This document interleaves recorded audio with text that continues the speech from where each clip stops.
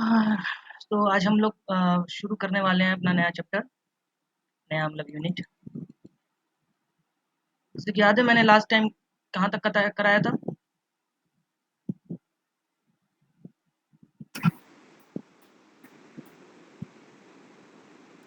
क्वाड्रपोल movement.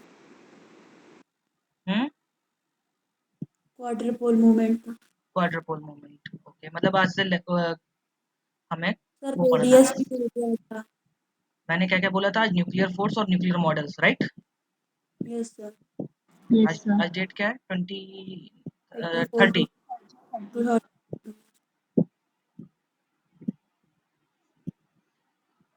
तो nature में force, 4 तरह के फोर्स पाए जाते हैं, पता है?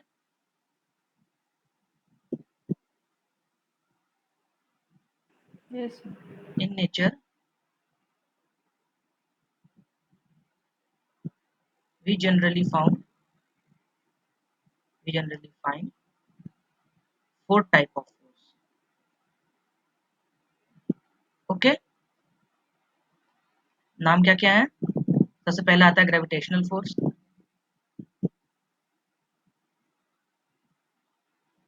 ठीक। सेकंड आता है इलेक्ट्रोमैग्नेटिक फोर्स। इलेक्ट्रोमैग्नेटिक सही वर्ड है? Yes sir. नहीं नहीं नहीं, मैं कुछ और सोच रहा था। हाँ, इलेक्ट्रोमैग्नेटिक सही। इलेक्ट्रोमैग्नेटिक फोर्स, और फिर आता है वीक फोर्स,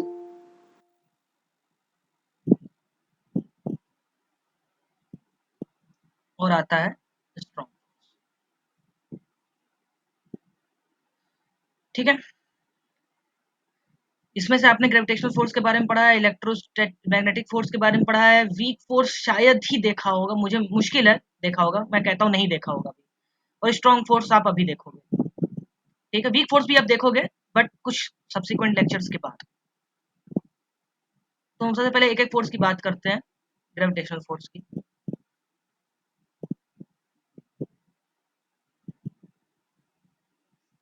सबको पता है इसकी प्रॉपर्टीज? क्या होता है? दो ऑब्जेक्ट्स के बीच में लगता है ना,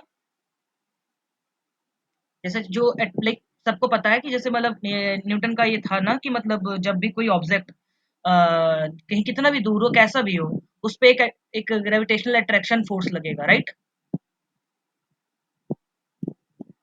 लाइक सन और अर्थ हो गया, अर्थ का जैसे बाउंड में रहना, और कैसे बताऊं, और हाँ, मून का रिवोल्यूशन करना। तो हम कहीं ना कहीं यही मानते हैं कि एक ग्रेविटेशनल फोर्स लगता है, राइट? तो जब भी कोई फोर्स की बात होती है, एक बात आप लोग ध्यान से सुनना है, जब भी किसी फोर्स की बात होती है, वो अपने चारों तरफ एक फील्ड बनाता है। जैसे आप लोग को मैं बताऊं, जब इलेक्ट्रोस्टैटिक आप पढ़ रहे थे, तो एक चार्ज जब दूसरे चार्ज पे फोर्स लगा रहा था, कोलम्बिक फोर्स था जो, तो उसके साथ क्या एसोसिएट किया था हमने? इलेक्ट्रिक फील्ड किया था कि नहीं? Exactly exactly. उसी तरीके से जब हम ग्रेविटेशनल फोर्स की बात करेंगे, जब ग्रेविटेशनल फोर्स की बात करेंगे, तो क्या लगेगा? Gravitational field.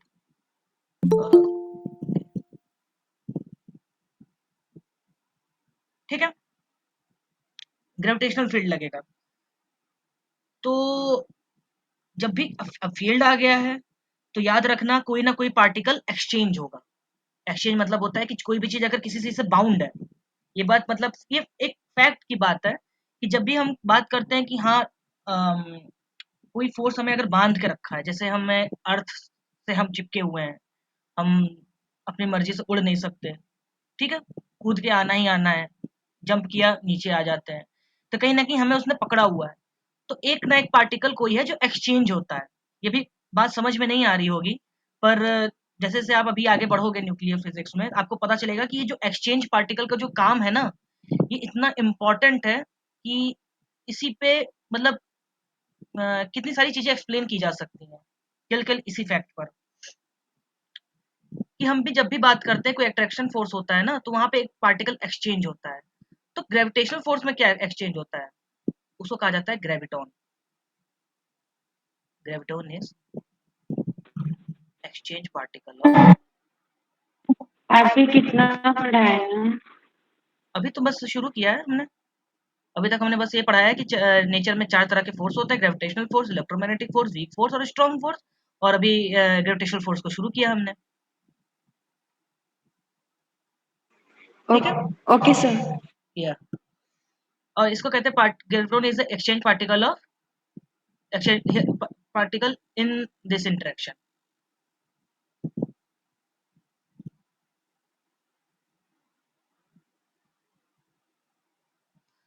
अब बात आती है कि ग्रेविटॉन अभी तक मतलब केवल थ्योरेटिकली एक्सप्लेन हुआ है, तो उसके बारे में ज्यादा प्रॉपर्टीज अभी किसी को पता नहीं है। ठीक है। अभी भी ये मतलब चर्चा का विषय है, और अभी भी इस पे काफी ज्यादा भी रिसर्च चल रही है, तो इसके बारे में भी ज्यादा किसी को कुछ नॉलेज है नहीं। बट हाँ, ये तो है कि एक पार्टिकल है जो एक्सचेंज करता है। ये लॉन्ग रेंज ऑर्डर है कि शॉर्ट रेंज ऑर्डर है, कोई बताएगा? Long range. Long range long range order. है। वेरी गुड, क्योंकि सन और अर्थ का कितना ज्यादा डिस्टेंस है, फिर भी एक ग्रेविटेशनल फील्ड लग यस रही सर। है ना, तो लॉन्ग रेंज ऑर्डर है। बहुत अच्छा। और क्या क्या प्रॉपर्टीज हो सकती है इसकी?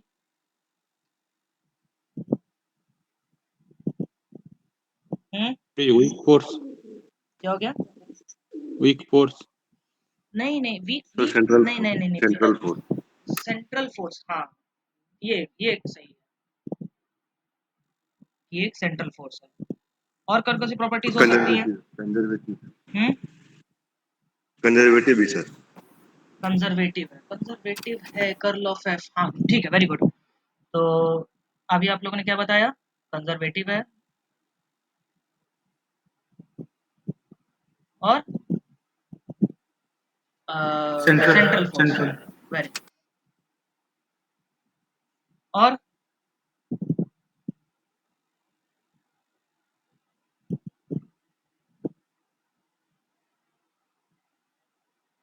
खत्म, मतलब इतने ही है इसकी प्रॉपर्टीज? कुछ मतलब बात बताओ ना कि हाँ, चार्ज इंडिपेंडेंट है, मास पे डिपेंड करता है, राइट? मास पे डिपेंड करता मास पे डिपेंड करता है ना, मास डिपेंडेंट है। चार्ज। एक्टिविटी है। जितना ज्यादा मास होगा ग्रेविटेशनल फोर्स उतना ज्यादा लगेगा, जितना हल्का मास होगा ग्रेविटेशनल फोर्स बहुत हल्का लगेगा। फॉर एग्जांपल, एक इलेक्ट्रॉन जा रहा है और एक एक आदमी जा रहा है, ग्रेविटेशनल इफेक्ट सबसे ज्यादा किस पे होगा दोनों में से? ऑफ कोर्स एक ह्यूमन बॉडी पे होगा, है कि नहीं? Yes sir.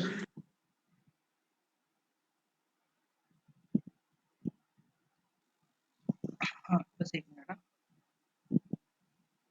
ठीक।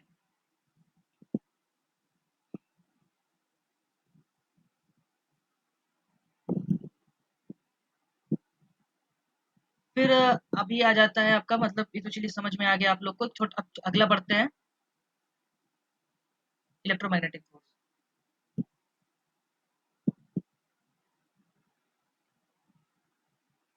और एक और प्रॉपर्टी, बहुत इंपॉर्टेंट प्रॉपर्टी, इसको कैसे भूल सकता हूँ, ऑलवेज अट्रैक्टिव। ये देखो, किसी ने नोटिस नहीं किया था, यस। हमेशा अट्रैक्टिव होता है। इसलिए मेरे को ध्यान आया जब मैं इलेक्ट्रोमैग्नेटिक फोर्स लिखा ना, तो याद आया कि हाँ, इसमें तो रिपल्सिव और अट्रैक्शन दोनों होता है, इसमें केवल अट्रैक्शन होता है, तो ये अचानक से मुझे याद आ गया। Very nice. अब आता है ये। सर हाँ, ग्रेविटेशनल फोर्स क्यों मॉलिक्यूल टू मॉलिक्यूल में इफेक्ट करता है क्या? नहीं बोला ना, मास बहुत हल्का हो जाता है ना उधर, वहां पे आपके बॉन्ड्स बनने लगते हैं, वो वहां पे अलग ही थ्योरी है। एज अ होल अब बात करो, फॉर एग्जांपल हम भी तो मॉलिक्यूल से ही बने हुए हैं, हमें भी यस। बात की जा सकती है। हम मॉलिक्यूल से बने हुए, हमें हमें अट्रैक्शन, अब ग्रेविटेशनल अट्रैक्शन से थोड़ी ना जुड़े हुए हैं कि हाँ ग्रेविटेशनल अट्रैक्शन है मॉलिक्यूल्स के बीच में, कि हमें कोई मुक्का मारेगा, हम कोई पंच मार दिया हमें, हमारा मुंह हट गया, अरे नहीं, ऐसा नहीं होगा ना। तो ग्रेविटेशनल फोर्स वीक होता है, but still molecule two molecule उसमें उतना अफेक्ट नहीं करेगा। उस लेवल पे, मतलब माइक्रोस्कोपिक लेवल पे आप ग्रेविटेशनल फोर्स को आप नेग्लेक्ट कर सकते हैं। ठीक है। Yes sir. ये एक छोटा सा आंसर दे सकता हूँ मैं, फॉर एग्जांपल यहाँ पर इसमें कैसे, पहली प्रॉपर्टीज क्या लिखा जाएगा?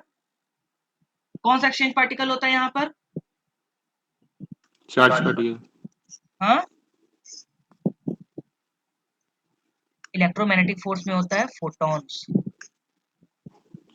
Photons are the exchange particle. मैं पहले भी बता दे रहा हूँ, न्यूक्लियर फिजिक्स में न्यूमेरिकल से ज्यादा इंपॉर्टेंट तो यही सब है। न्यूमेरिकल तो आप लोग करते आ रहे हो 12th क्लास से न्यूक्लियर की, ठीक है। ये छोटी छोटी चीजें जो है ना कि कौन सा एक्सचेंज पार्टिकल होता है इलेक्ट्रोमैग्नेटिक फोर्स के बीच में, चार्ज डिपेंडेंट है कि नहीं, है ना, ये चार्ज डिपेंडेंट है।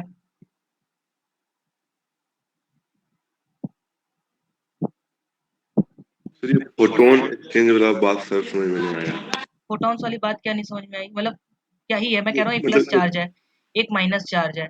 जब ये दोनों अट्रैक्ट हो रहे हैं तो आपस में फोटॉन्स एक, एक दूसरे से शेयर होते हैं, मतलब ये आप सोचो। ओके, यस हाँ सर समझ में आ गया। हाँ। अब अगला बताओ क्या हो सकता है। मतलब सोचो, आपने ये सब पढ़ा हुआ वो है, भी मुझे वो, पता है कि वो भी सर वीक समझ और स्ट्रांग नहीं पता, चलो ठीक मैं मानता हूँ। इसके बारे में बताओ, लॉन्ग रेंज ऑर्डर है कि शॉर्ट रेंज ऑर्डर है ये? Long long range. Range. Long range order है, वेरी गुड। सेंट्रल भी है सर ये। ये भी सेंटर है क्योंकि 1/r² वाला है ना, इनवर्स स्क्वायर लॉ फॉलो करता है। हाँ, इसको भी लिख सकते हो यहाँ पर सेंट्रल फोर्स है, तो यहाँ पे इनवर्स स्क्वायर लॉ ऐसे नहीं कहेंगे, यहाँ पे इनवर्स स्क्वायर लॉ बोल सकते हैं अलग से। ग्रेविटेशन भी तो इनवर्स स्क्वायर लॉ है ना, कि मतलब जो v ऑफ r है, f ऑफ r मतलब सॉरी, ये 1/r² पे डिपेंड करता है, इनवर्स स्क्वायर लॉ हो गया।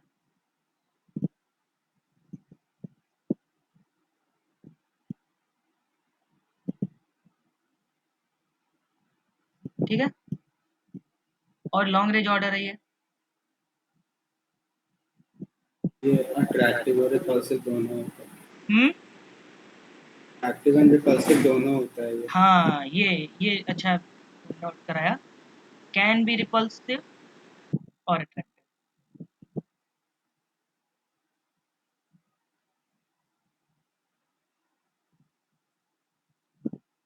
ये भी इनवर्स स्क्वायर लॉ फॉलो करता है, ठीक है। सर हाँ, sir electromagnetic force short ranges होता है ना? शॉर्ट रेंज क्यों होगा? सर डिस्टेंस बढ़ जाता है तो वो निगलेक्ट हो जाता है। नाइस। अब सुनो, आपको मतलब मैं मुझे नहीं पता है, मुझे लगा है मैं आउट ऑफ सिलेबस जा रहा हूँ इस चीज़ के लिए। बट जब भी कोई फंक्शन मैथमेटिक्स का है, पावर लॉ पे डिपेंड करता है, ठीक है। ये देर से डीके होता है इन कंपैरिजन टू एक्सपोनेंशियल, ठीक है, ये ध्यान रखना। तो जो आपकी जो अदर फोर्स है ना, स्ट्रॉन्ग एंड वीक, वहां पर थोड़ा एक्सपोनेंशियल टर्म आ जाता है, अभी मैं पढ़ाऊंगा जब। तो उनके रिस्पेक्ट में ना ये लॉन्ग रेंज ऑर्डर हो जाता है, ठीक है। Okay sir. ये याद रखना, मतलब जब आप एमएससी में आके एडवांस स्टैटिस्टिकल का कोर्स वगैरह पढ़ोगे, फेज ट्रांजिशन वालों के बारे में पढ़ोगे, तो वहां पे बहुत यूज आता है इस चीज का, कि कोई भी फंक्शन है, power law decays very late, decays very late, very late after exponential, हाँ, ये याद रखना। मतलब ये मिलियन भी हो जाए इनकी पावर, फिर भी एक्सपोनेंशियल माइनस समथिंग हो गया ना, ये पहले डीके कर जाएगा इनके मुकाबले। अब इसका प्रूफ मत पूछना, बाकी कहानी यही है, ठीक है। Okay sir. आ, ये समझ में आया ना कि लॉन्ग रेंज ऑर्डर क्यों होता है। ठीक, अब आगे बात करते हैं। ये ना आ, काफी ज्यादा होता है किसके रिस्पेक्ट में, ग्रेविटेशनल फोर्स के रिस्पेक्ट में, ठीक है। Like about 10⁻⁶ times larger than gravitational force.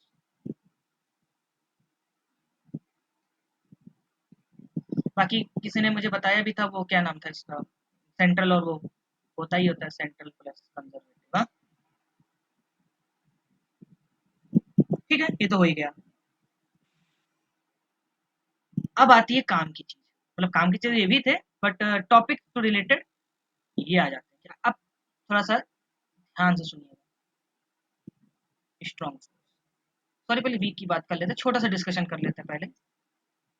Weak force, weak force में एक्सचेंज पार्टिकल क्या होते हैं? Sir boson. हाँ, exchange particles are vector boson, W से डिनोट किया जाता है। डब्ल्यू क्या, सॉरी, ओमेगा से कहा जाता है। डब्ल्यू ठीक है, नहीं डब्ल्यू ठीक है, डब्ल्यू ठीक है। अभी नहीं पता है क्या है, पर अभी जब आप पार्टिकल फिजिक्स पढ़ाऊंगा मैं, वहां पर थोड़ा सा एक्सप्लेन कर दूंगा इस चीज को, ठीक है। ये सब जो एक्सचेंज पार्टिकल्स है ना, ये आपको, ये बहुत एलिमेंट्री पार्टिकल्स में आते हैं। जब हम पार्टिकल फिजिक्स की बात करेंगे ना अभी लास्ट में, उसमें ये सब सारे पार्टिकल्स के नेम आएंगे, ग्रेविटॉन, बोसॉन, राइट। इसके बारे में भी घबराने की जरूरत नहीं है।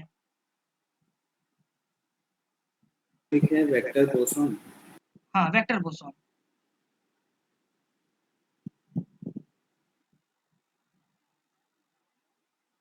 और इससे ज्यादा भी मुझे लगता है कुछ अभी जानने की जरूरत नहीं है, बट और क्या क्या लिखवाया जा सकता है। हाँ, ये चीज, मतलब वो एक साइंटिस्ट थे जिन्होंने एक एक्सपेरिमेंट किया था जिसमें बीटा डी के, आप लोग जानते हो ना, बीटा डी के नाम सुना है ना, मतलब मैं एक्सपेक्ट नहीं कर रहा हूँ कि आपको पता है, तो मुझे पता है कई लोगों को पता है, बट फिर भी मैं मान रहा हूँ कि नहीं पता, बट नाम सुना है ना। Yes sir, yes sir. ठीक है, बीटा डीके में क्या होता है ना कि ये बीटा डीके ये वीक फोर्स में आता है, मतलब वीक इंटरेक्शन में आता है, ठीक है।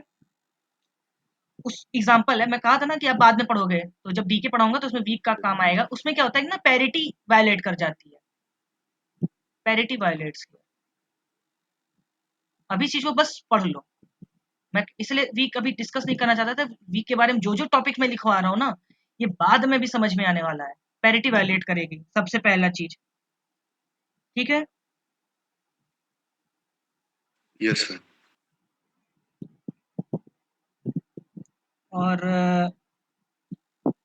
और इसके बारे में क्या लिखा जा सकता है?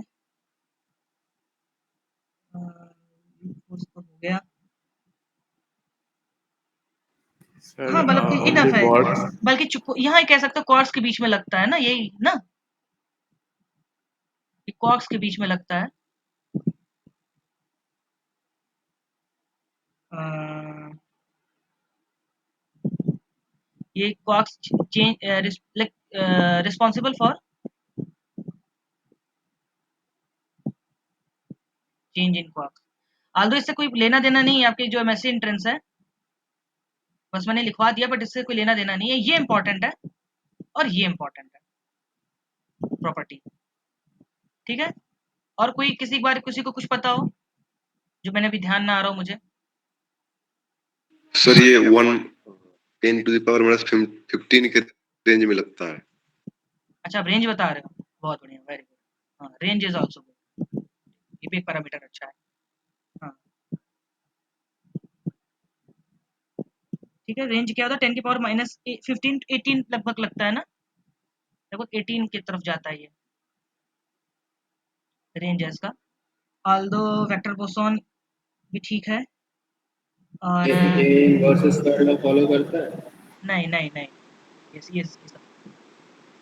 अब आता है strong. Strong is a very important, बहुत इंपॉर्टेंट है। ये कहाँ लगता है? ये न्यूक्लियस में लगता है अंदर, PPNNNP, ठीक है।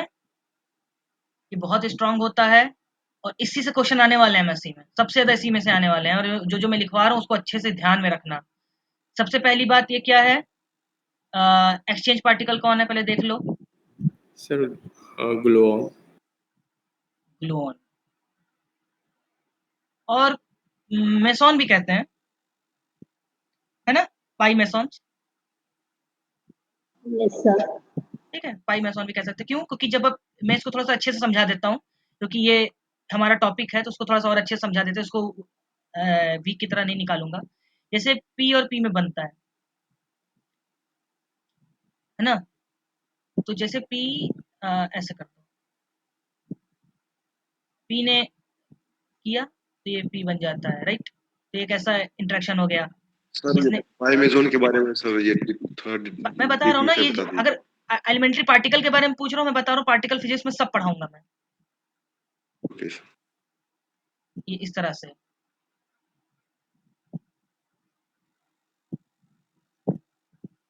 इस तरह के चीजें बनती हैं, ठीक है, समझ रहे हो? मतलब जैसे मैं कह रहा हूँ, जैसे पाई और एन कैसे बाउंड होते हैं, पाई और एन कैसे बाउंड होते हैं, क्या करता है पाई, इसको दे देता है पाई माइनस, सॉरी एन दे देता है पाई माइनस इसको, तो क्या बना देता है, एन बना देता है। तो ये एक तरीके से कह सकते एन बन गया, और इसको इसको एन, अभी एन माइनस वन हो गया, तो ये इलेक्ट्रॉन की तरह कुछ निगेटिव की तरह बन जाता है, तो ये सब भी आता है बीच बीच में, समझ रहे हो? इसी तरह से मतलब एक्सचेंज पार्टिकल्स होते हैं पाई मेसॉन, जो कि इनको बाउंड रखने में बहुत मदद करते हैं। Exchange particles are pi meson gluons, ठीक है। अगली प्रॉपर्टी बहुत इंपॉर्टेंट है, शॉर्ट रेंज ऑर्डर।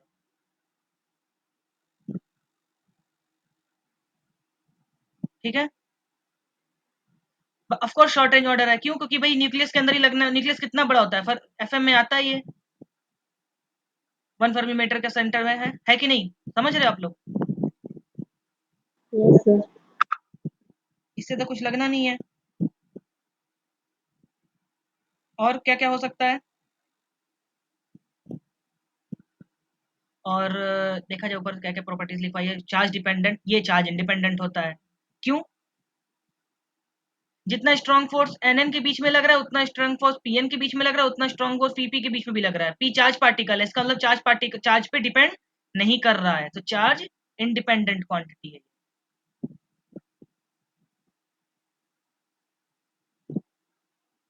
और क्या क्या हो सकता है? Spin dependent. Spin dependent, spin dependent की आइसो स्पिन डिपेंडेंट, अगर आप मतलब बता रहे हो। Yes sir. हम्म, हाँ ठीक, स्पिन डिपेंडेंट इज करेक्ट।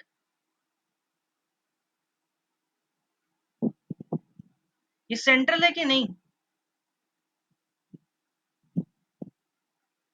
ये नॉन सेंट्रल फोर्स है कि सेंट्रल फोर्स है? Non centred. Non central force, क्यों ऐसा, क्यों मतलब? क्योंकि सर ये एक्सचेंज से बन रहा है ना, neutron to neutron, proton to. But sir शायद ये टेंसर फोर्स है क्या? हाँ, टेंसर फोर्स की वजह से। नहीं आप ये तो बस नाम हो गया कि आपको लगा कि सेंट्रल फोर्स नहीं तो उसका नाम टेंसर फोर्स रख दो, ऐसा नहीं, मतलब सेंट्रल फोर्स ये कह सकते हो। ये जैसे एक ये होता है ना, सेंट्रल फोर्स क्या होता है कि जो एक लाइन पे बने, है ना, मतलब एक लाइन के अलोंग एग्जिस्ट करते हैं ना, फोर्स लाइन होती है, ठीक है, वो एग्जिस्ट नहीं करती यहाँ, ठीक है, और नॉन सेंट्रल फोर्स की वजह से ही, ठीक है, तो non central force correct. Sir ये कफ के फॉर्म में होता है, एक दूसरे से एक्सचेंज होके। क्या हुआ फिर से बताइए। ये कर्व के फॉर्म में होता है, एक दूसरे से एक्सचेंज होके।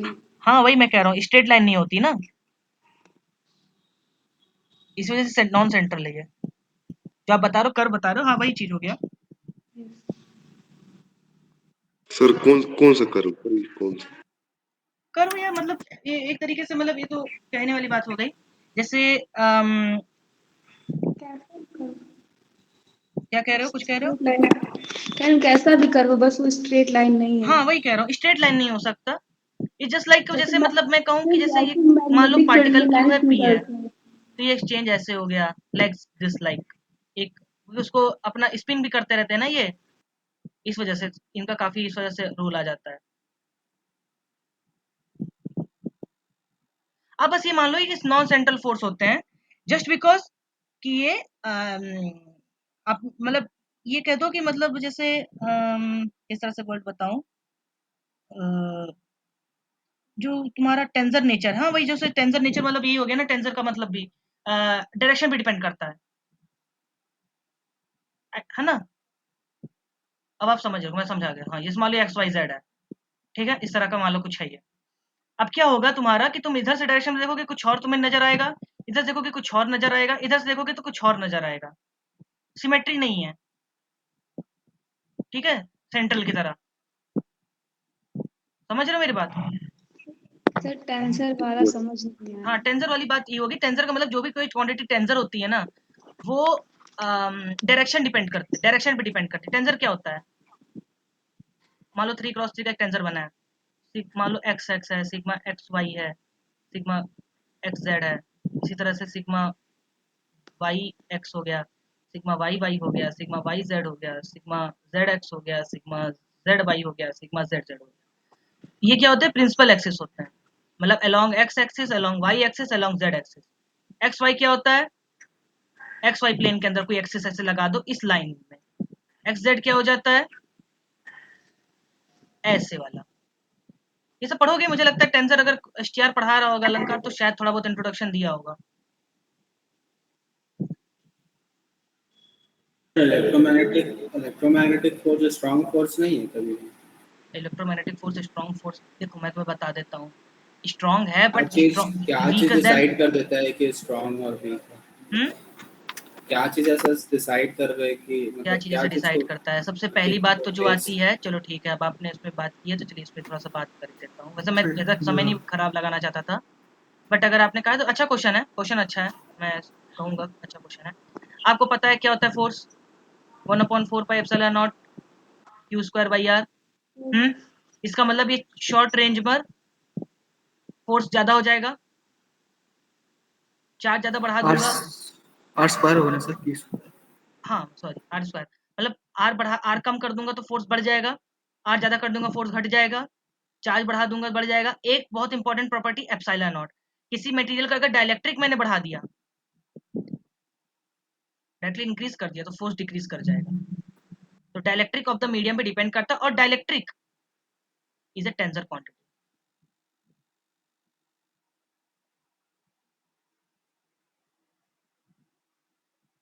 ठीक है, ये छोटी मोटी चीजें ध्यान रखना, आल्दो उसका न्यूक्लियस से लेना देना नहीं है, पर ये सब चीजें लॉन्ग रेंज में याद आती हैं जब कभी ऑप्टिकल प्रॉपर्टीज पढ़ोगे ना, किसी सॉलिड की optical properties. I think MSc में आओगे जब पढ़ोगे तो उसमें ये बहुत इंपॉर्टेंट रोल प्ले करता है, डाइलेक्ट्रिक। खैर ठीक है, नॉन सेंट्रल होता है। और एक चीज क्या होता है? सर डाइलेक्ट्रिक टेंसर क्वांटिटी होता है, ये समझ नहीं आया। अरे टेंसर क्वांटिटी का क्या मतलब बताया ना, डायरेक्शन पे डिपेंड करता है। अब मैं एक एक टर्म थोड़ी ना समझाऊंगा, ये सब चीजें टॉपिक का है नहीं ना, मैं इसलिए इस वजह से समय नहीं खराब करना चाहता। खैर चलो ठीक है। सिस्टम आइसोट्रोपिक होता है ना, एनआइसोट्रोपिक पढ़ा है?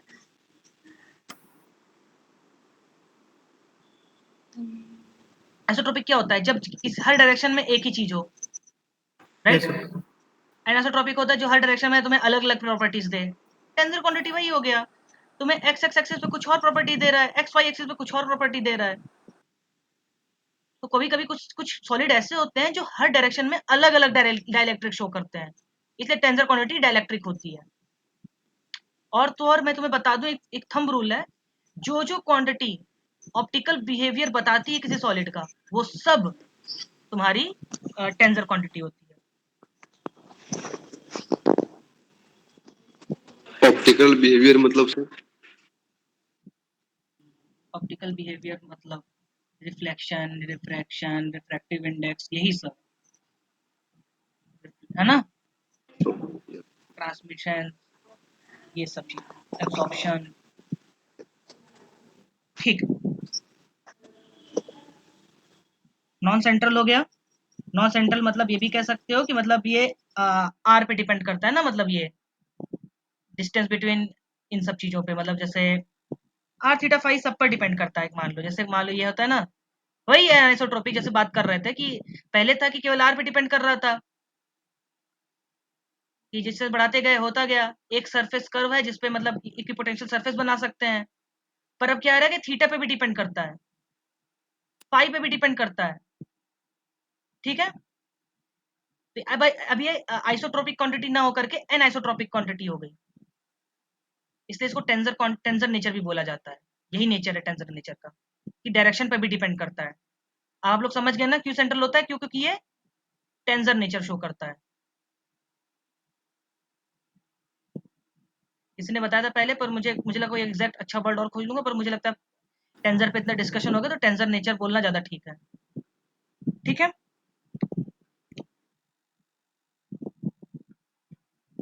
सर बोल रहे हैं कि ये नॉन नॉन यूनिफॉर्म होता है इसलिए ये टेंसर क्वांटिटी है। हाँ मतलब तो देखो ये नॉन यूनिफॉर्म क्यों होगा, कैसे होगा? नॉन यूनिफॉर्म क्यों? Good question. चलो ठीक है, इस पे बात हो ही जाती है।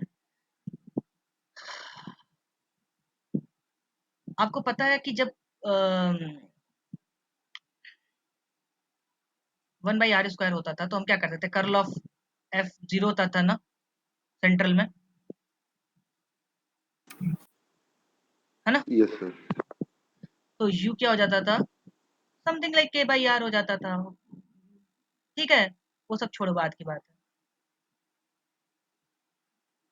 तो मेरा कहने का मतलब है कि अगर कोई चीज नॉन यूनिफॉर्म है तो इसका मतलब उसके ग्रेडियंट एग्जिस्ट करेंगे नॉन जीरो होकर के। मतलब एक तरीके से आप ये मान लो ना कि हम अब इक्विपोटेंशियल सरफेस नहीं बना सकते किसी का। पहले एक था कि पर्टिकुलर आर पर हम एक यहाँ भी वही आर है, यहाँ भी वही है, यहाँ भी वही है, यहाँ भी वही है, बट अब ऐसा नहीं है। मान लो अब ये तुम्हारा स्फीयर है, इस पॉइंट पर ले लो, मान लो कोई एक सा पॉइंट है जो फाइव आर थीटा 5 पर है। तो ये फोर्स यहाँ अलग है, यहाँ पर एक फोर्स अलग है। रीजन क्योंकि N N P P P N इनके डिस्ट्रीब्यूशन जो है ना वो यहाँ पे यूनिफॉर्म नहीं होते हैं। जैसे आप नॉर्मल सॉलिड्स की बात करते हो, वहां पे जो एटम्स हैं, मॉलिक्यूल्स है, वो यूनिफॉर्मली डिस्ट्रीब्यूट होते हैं। पर न्यूक्लियस में न्यूट्रॉन प्रोटॉन उनके बीच का जो अट्रैक्शन है वो क्या यूनिफॉर्मली डिस्ट्रीब्यूटेड है? नहीं है। क्यों नहीं है? क्योंकि रो ऑफ आर कैसा था, 1/, माइनस जो भी था, मतलब exponential something minus exponential something था और +1 था, ऐसे करके।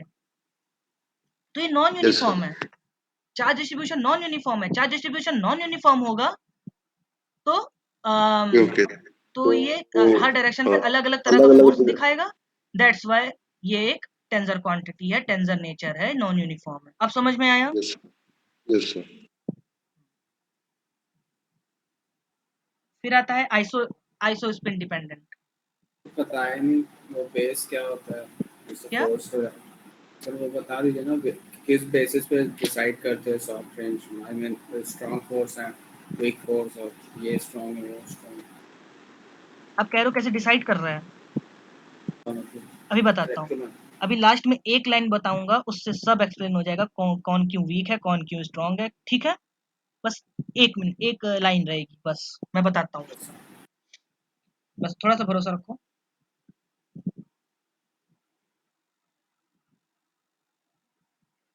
अब अगला क्या हो जाता है?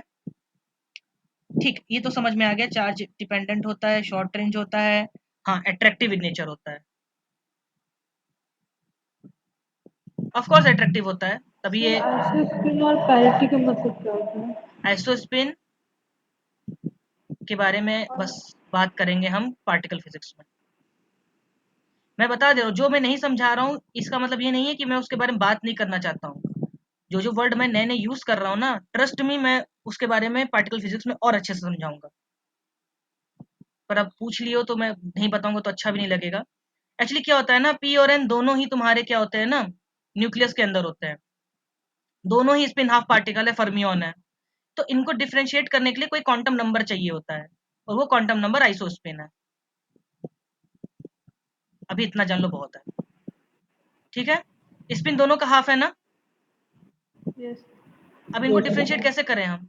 कोई एक क्वांटम नंबर चाहिए ना हमें, यस सर। तो ये वो आइसोस्पिन है। इसका हाफ हो जाता है, इसका माइनस हाफ हो जाता है।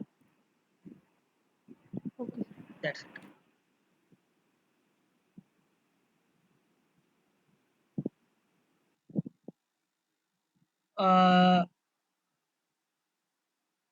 हाँ, तो फिर मैंने कहा था कि अब एक लाइन बताने जा रहा हूँ जिससे मतलब पता चल जाएगा आपको, और वो ये है ratio. Gravitational electromagnetic force week strong. ये होते हैं, मान लो ग्रेविटेशन स्ट्रॉन्ग है, ग्रेविटेशनल फील्ड है 10⁻⁻39, रेशियो वीक होता है -6, इलेक्ट्रोमैग्नेटिक होता है 1/137 और ये होता है 1। तो अगर ये 1 है स्ट्रॉन्ग, सॉरी, हाँ नहीं सही है, एक मिनट, ईएमएफ ये उल्टा हो गया दूसरे से, 10⁻⁻6 है, 1/137। अगर न्यूक्लियर फोर्स 1 है तो उसका 10/6 पार्ट वीक इंटरेक्शन होता है, उसका 1/37 पार्ट ईएमएफ होता है, और ये होता है -39। ठीक है, मतलब ग्रेविटेशनल वीक से भी वीकर होता है, पर फिर भी इसको ग्रेविटेशनल बोलते हैं और इसको वीक बोलते हैं। ठीक है, ओके सर, ओके। ये रीजन होता है, इससे हम पता करते हैं कि कौन सा ईएमएफ वीक है, कौन सा फोर्स वीक है, कौन सा नहीं है। ठीक है, थैंक यू सर। अब तुम्हारे यहाँ पे फोर्स खत्म होता है, और याद रखना ये जो प्रॉपर्टीज मैंने यहाँ डिस्कस की हैं ये सब वेरी इंपॉर्टेंट। डायरेक्ट क्वेश्चन आएगा, डायरेक्ट क्वेश्चन आएगा, ऐसे पूछेगा, मैं बता दे रहा हूँ, पहले भी क्वेश्चन ऐसे ही आएगा। मैं क्वेश्चन देख ही लेता हूँ, एक मिनट रुक जाओ। किसी ने कुछ डिस्कस, एक कहीं मुझे क्वेश्चन मिला था, बस एक minute.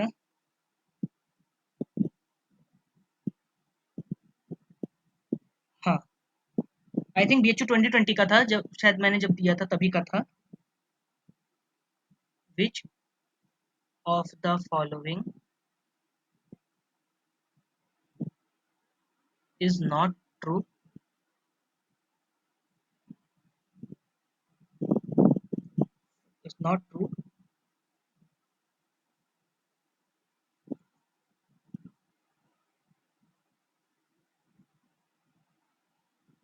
about nuclear forces।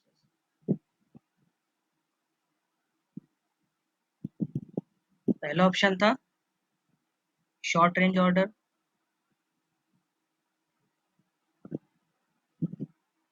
B option था चार्ज इंडिपेंडेंट,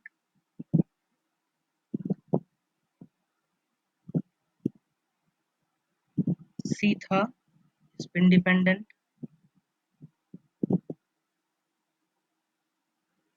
और डी पॉइंट था isospin dependent.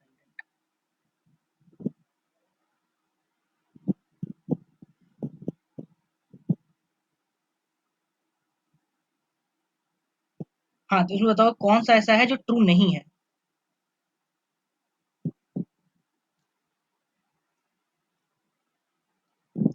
B. Isospin.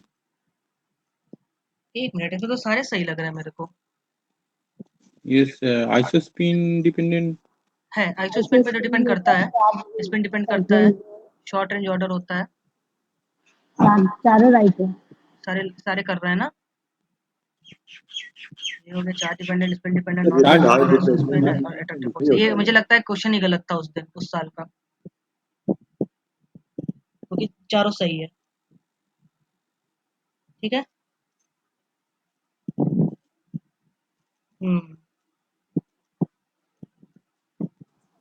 Sir ऐसे क्वेश्चन गलत वैसे ही हाँ तो करेंगे आंसर कि पूरे सब मिल जाते हैं, पूरे मिल जाते हैं।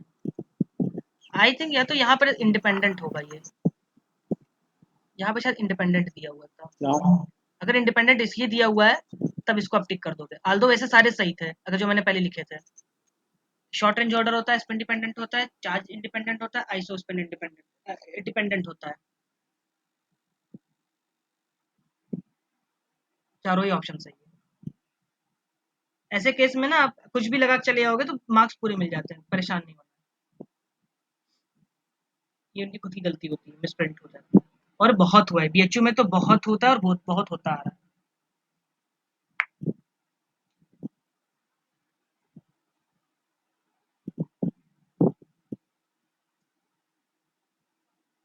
अब हम बात करने जा रहे हैं मॉडल्स की।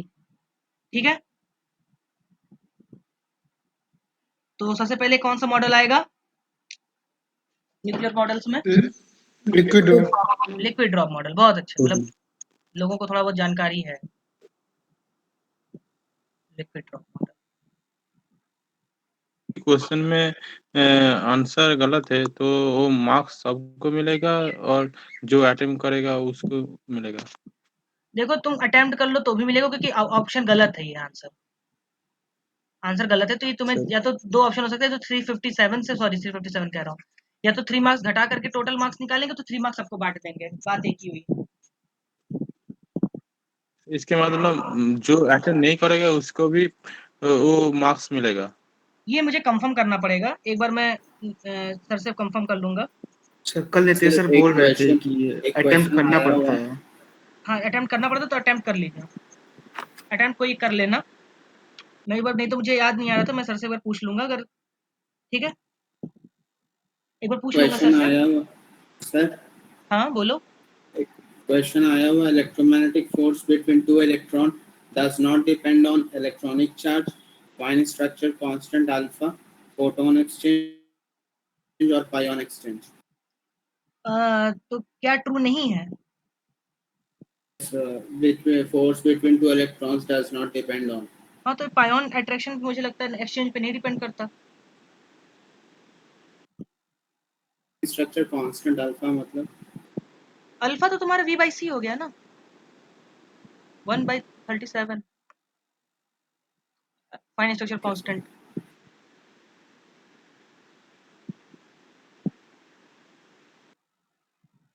वेलोसिटी, वैसे देखा जाए तो वेलोसिटी पे भी डिपेंड करता है, नहीं करता? नहीं करता है, करता है अल्फा पे करता है। सुमरफील्ड नहीं दिया था ये चीज। हाँ करता है। पायोन्स आंसर होना चाहिए। आंसर क्या आ रहा है? Check sir.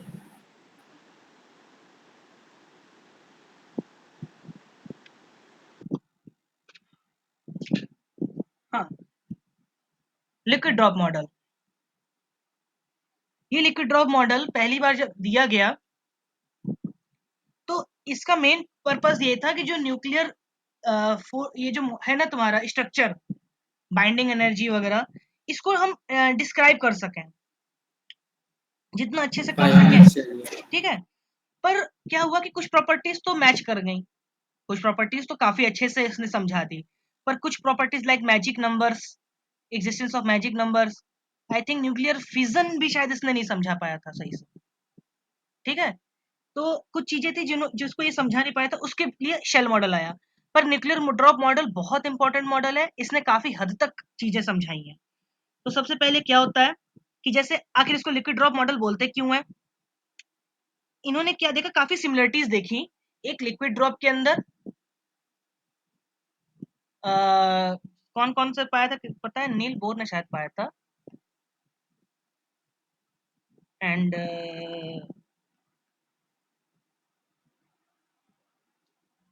ये साइंटिस्ट थे, है ना, इन्होंने पाया था। और इन्होंने क्या पाया, सम सिमिलरिटीज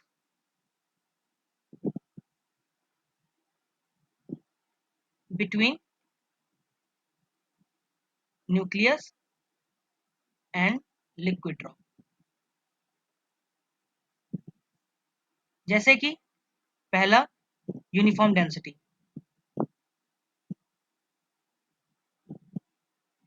ठीक है, ठीक है। और जैसे तुम्हें बता दूं, जैसे इवेपोरेशन होता है लिक्विड के साथ, है ना, इवेपोरेशन होता है ना, ये हो जाता है बराबर किसके, रेडियो एक्टिविटी की तरह। मतलब सिमिलरिटीज बता रहे, समझ रहे हो ना सिमिलरिटीज कितनी, देख रहे हो, ख्याल से देख रहे हो, ध्यान से। जैसे यूनिफॉर्म डेंसिटी होता है लिक्विड ड्रॉप में, इसमें भी होता है, न्यूक्लियस में भी। इवेपोरेशन होता है ना लिक्विड्स में, होता है ना यस सर। इवेपोरेशन। और इस तरह से कोई न्यूक्लियस हो जाता है, उसका डीके भी होता है।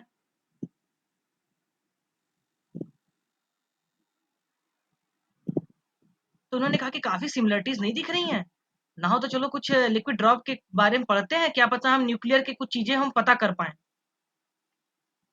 और सच बताऊं, काफी हद तक इन्होंने पाया, और इस तरह का मतलब सोचना भी मतलब कितना बड़ी बात है।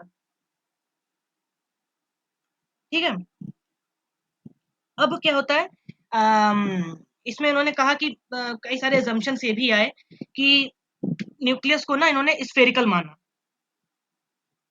ठीक है, जैसे न्यूक्लियर का ड्रॉप जो होता है, ऐसा होता है ना, न्यूक्लियर ड्रॉप ऐसे गोल सा, कहते हैं ना कि उस पर सरफेस टेंशन यूनिफॉर्म होता है। Yes, sir.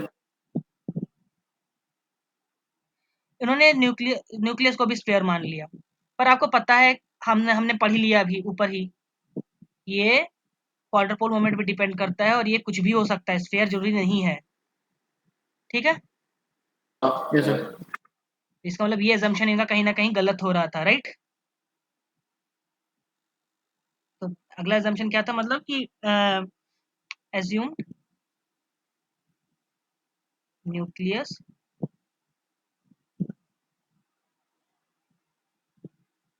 To be spherical in shape.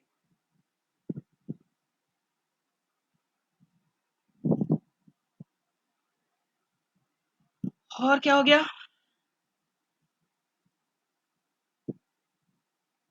जैसे मतलब यही सब छोटी मोटी चीजें हैं जिनको उन्होंने मतलब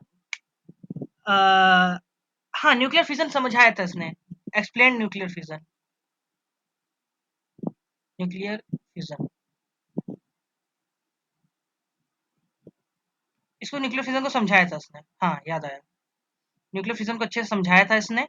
और ये तो प्रॉपर्टीज हो गई, मतलब इसके बारे में छोटी मोटी जानकारी जो हर किसी को जाननी चाहिए। ठीक है, लेकिन क्वेश्चन बनता किस पे जाता है, एक तो किस पे बनता है, यूनिफॉर्म डेंसिटी पे पूछ सकता है, मतलब एक क्वेश्चन ऐसे पूछ सकता है थ्योरेटिकल, और ये पूछ सकता है कैसा शेप का माना गया था, तो ये पूछ सकता है कि ऐसे पूछ सकता है, ऐसे क्वेश्चन दे देगा कि which phenomena are best explained by liquid drop model, तो आपको न्यूक्लियर फिजन पे टिक करना होगा। ठीक है, ये सब पूछता है ऐसे तो। हाँ ऐसे छोटे मोटे चीज पूछता है, जैसे अभी मैं बता रहा हूँ ना, न्यूक्लियर फिजिक्स में आपकी जो मेमोरी पावर है ना, वो भी बहुत मैटर करती है, आपको प्रॉपर्टीज पता होनी चाहिए सबकी। इसलिए न्यूक्लियर फिजिक्स बहुत आसान है, क्योंकि इसमें सीधे सीधे क्वेश्चन आते हैं। सर वो 4th पॉइंट क्या है sir? Explained nuclear fission, fusion. Fission fission, हाँ सर फ्यूजन भी तो एक्सप्लेन किया था। हाँ, तो मतलब ये फिजन फ्यूजन एक ही चीज हो गया ना, बस इसका रिवर्स प्रोसेस ही तो फ्यूजन है। फिजन क्या ही हो गया, मान लो एक ड्रॉप है, आप क्या करते हो, दो ड्रॉप होता है, आप एक हाथ से इस पे टच करते हो तो एक कुछ ड्रॉप आपके फिंगर्स पे ही लग जाता है, कुछ ड्रॉप नीचे रह जाता है, तो फिजन हो गया ना लिक्विड की तरह। सेम उसी तरह से न्यूक्लियर फिजन भी होता है।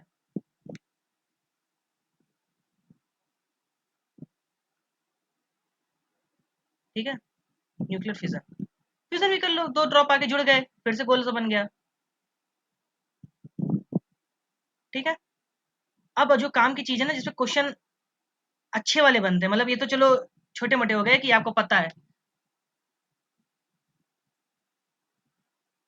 अब जो आ रहे हैं, मुझे लगता है कई लोगों ने नाम भी सुना होगा और किया भी होगा पढ़ाई, मतलब सवाल भी लगाए होंगे, सेमी इंपेरिकल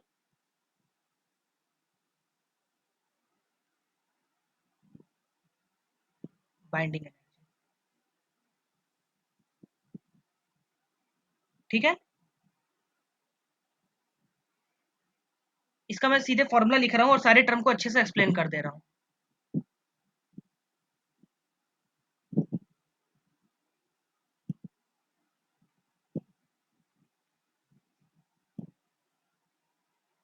अभी घबराने की जरूरत नहीं है, क्या लिखा है, क्या क्यों लिखा है सर ने, सब समझाता हूँ मैं।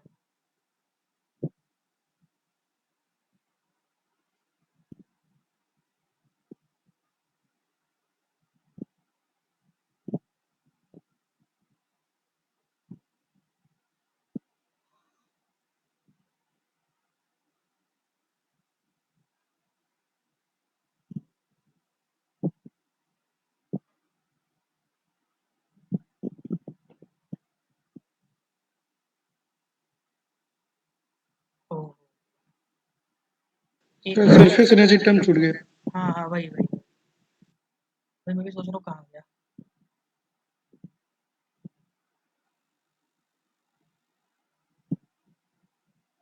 ठीक है, मतलब हाँ, मतलब यहाँ पर हैं जो पढ़े हैं कुछ लोगों ने उसको, बहुत अच्छा।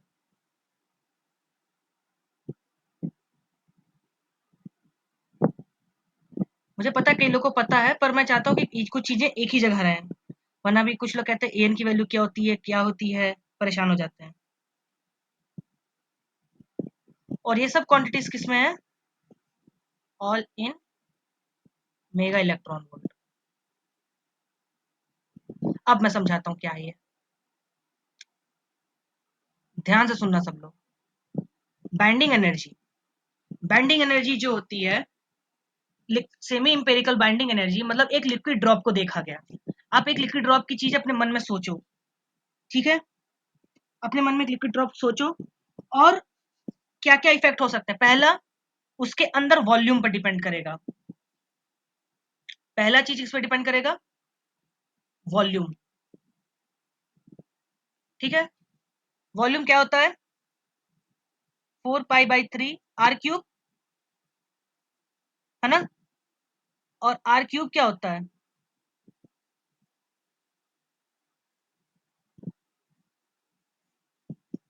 ठीक, दैट्स वाई ये r0³ आ जाएगा, तो इसको लिख सकते हो 4π/r0³/3 ये हो गया तुम्हारा AVA। दैट्स वाई पहला टर्म हो गया AVA, इसको हमने कह दिया वॉल्यूम टर्म।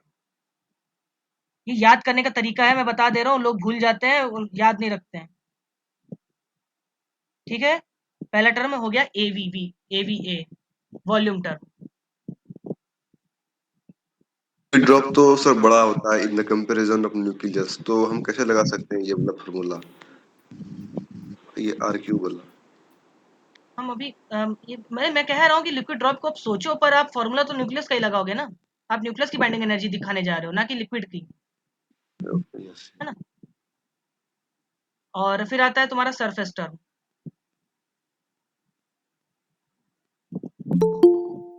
बहुत अच्छे, और लेट आ जाओ।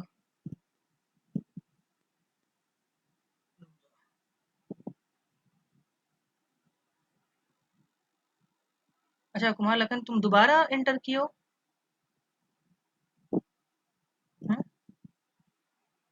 सर वो लाइट चला जाता है तो अच्छा, नहीं प्लीज दोबारा पूछ, अगर एक ही आईडी से जब दोबारा आप आते हो तो पूछता नहीं है मुझे लगता है। ये सर पूछता नहीं, चलो ठीक है, लेकिन कोई नहीं छोड़। इसमें क्या होता है, r² होता है सरफेस एरिया, तो क्या हो जाता है 4πr0² 1⁻²/3, ये हो जाता है AS, हो जाता है A2/3, ये होता है सरफेस टर्म। ये समझ में आया दोनों चीज की नहीं?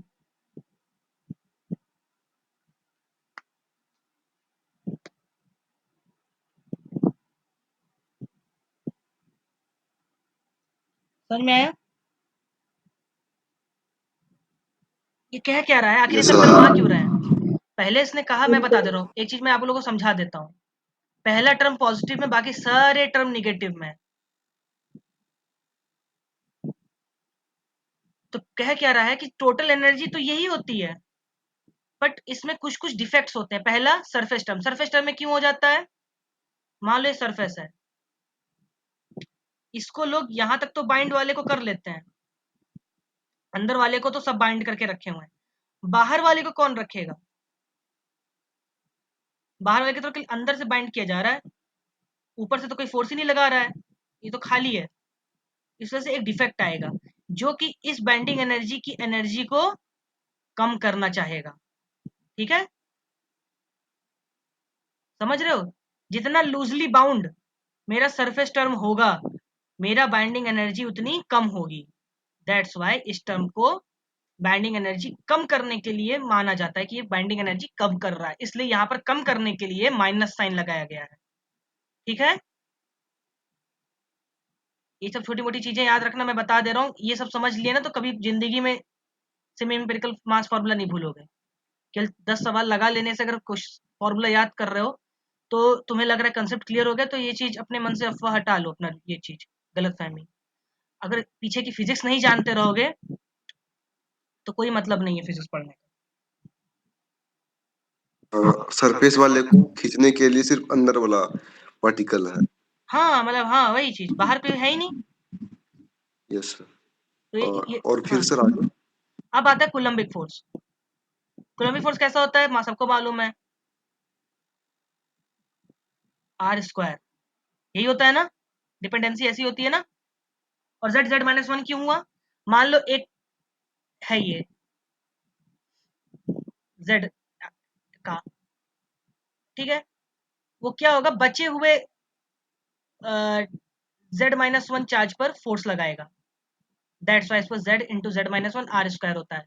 और आर स्क्वायर अभी बताया मैंने क्या होता है, R naught A to the power A by two, तो इसकी ये हो जाता है Z Z minus one A की पावर 2/3,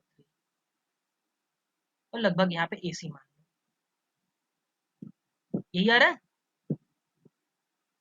अरे अरे एक मिनट, अच्छा एनर्जी है ना, एनर्जी तो आर होती है केवल, हाँ sorry Yes, sir. Sorry sorry, मैं फोर्स लगा दिया था, ठीक बन हो जाएगा, ठीक है।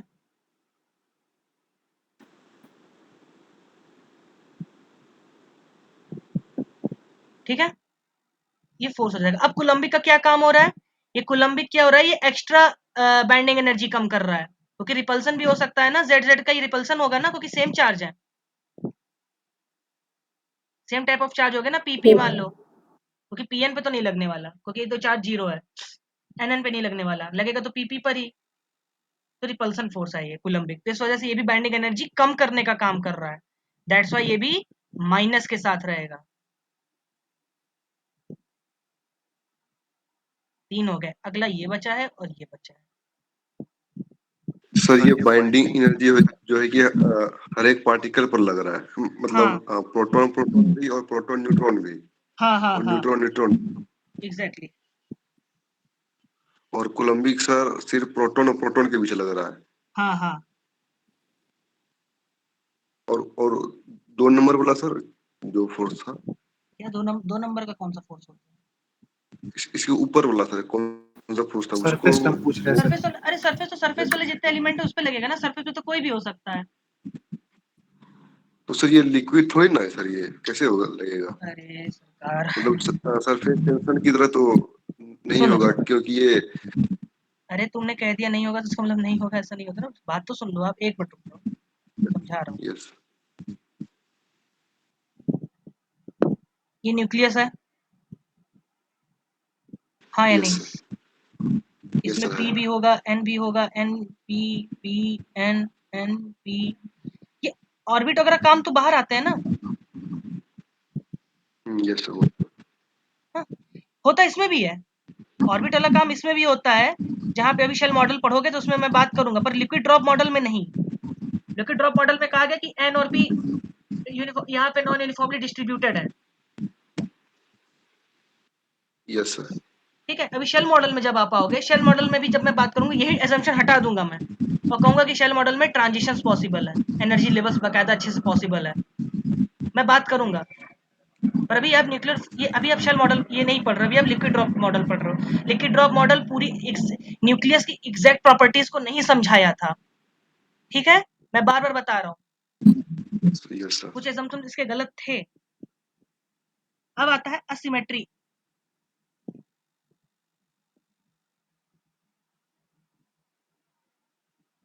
असिमेट्री एनर्जी, असिमेट्री एनर्जी से, सर हाँ सर लिक्विड ड्रॉप मॉडल को मतलब डिस्कवर करने का पॉइंट ऑफ व्यू क्या था?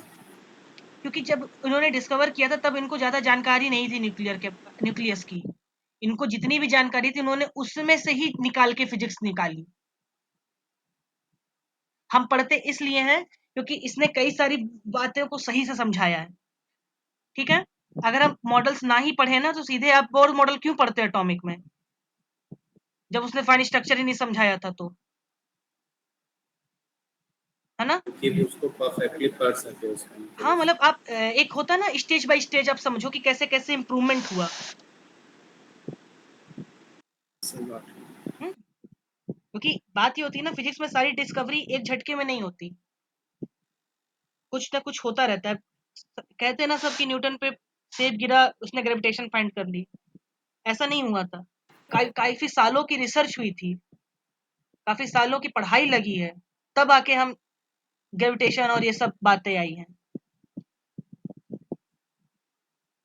ऐसे नहीं होता, बहुत स्टेजेस में आते हैं सब। पहले जमाने में नोबेल प्राइज मिलने में, उसने आज डिस्कवर किया, 30-30 साल लग जाते थे नोबेल प्राइज मिलने को। तो तक पता नहीं साइंटिस्ट बचता भी था कि नहीं बचता था, उसको पता भी नहीं रहता था कि हाँ मेरे खोज को आज नोबेल प्राइज मिल गया। ठीक है, तो ये सब पहले बहुत, ये भी तो था ना कि कम्युनिकेशन भी नहीं था। अब जैसे मैं आपको बता दूं, मैक्स प्लैंक ने जिस ईयर में क्वांटम मैकेनिक्स के लिए खोजा था, उसी साल ड्रूड मॉडल आया था। और ड्रूड ने जो भी चीजें बता दी, इलेक्ट्रॉनिक गैस के नाम पे पूरी सॉलिड की थ्योरी बता दी। अगर उस तक पहले क्वांटम मैकेनिक्स पहुंच जाती कि हाँ ये सब क्वांटाइज्ड होता है, इलेक्ट्रॉन फर्मियन होता है, ये सब होता है, वो इलेक्ट्रॉन को मैक्सवेल बोल्ट डिस्ट्रीब्यूशन की तरह ना मान करके अच्छे से फर्मियन मान करके उसने सॉलिड की डिस्कवरी कर दी होती, सॉलिड पार्ट पढ़ा दिया होता। ड्रूड मॉडल पढ़ रहे होगे ना सॉलिड स्टेट फिजिक्स में? नहीं पढ़े हो क्या तुम लोग?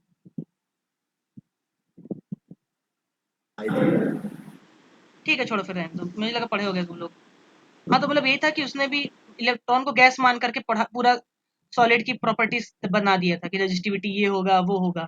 उसको पता ही नहीं था कि इलेक्ट्रॉन फर्मियन होता है, पर पढ़ते हैं हम क्यों? क्योंकि उसने काफी चीजें, इतनी गलत होने के बावजूद काफी चीजें उसने सही बता दी। ठीक है, अब बात आती है फोर्थ टर्म जो है, वो आता है असिमेट्री की वजह से। क्यों? क्योंकि कभी कभी नंबर ऑफ प्रोटॉन और नंबर ऑफ न्यूट्रॉन बराबर नहीं होते हैं। ठीक है, तब आ जाती है asymmetry. This terms come when number of proton. Sir हमारा आंसर सारा के लिए वैलिड था क्या? जब मैं पढ़ाने लगता हूँ ना, जब मैं अगला लिखने लगा हूँ, तो अभी ऊपर वाली बात अभी मत करना, मैं जब भी लिख लूंगा दोनों एक साथ लिखवा दूंगा। When z is not equal to n। ठीक है, कि जब number of proton number of neutron के बराबर नहीं होता है तो असिमेट्री आ जाती है। तो असिमेट्री टर्म क्या हो गया? ये टर्म हो गया ना, n माइनस जेड टर्म। इसको क्या लिख सकते हो? जेड एन को a माइनस जेड, इसलिए इसको कहा जाता है a माइनस 2z। ठीक है, इसमें a भी लगा होता है। मतलब बेसिकली क्या होता है, ये होता है इसके बराबर प्रोपोर्शनल, और ये प्रोपोर्शनलिटी कांस्टेंट होता है a।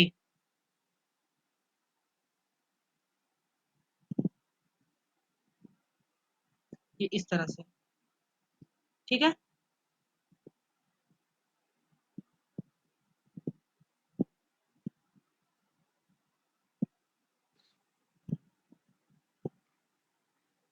मतलब एक तरीके से मैं आपको फिर से समझा देता हूँ।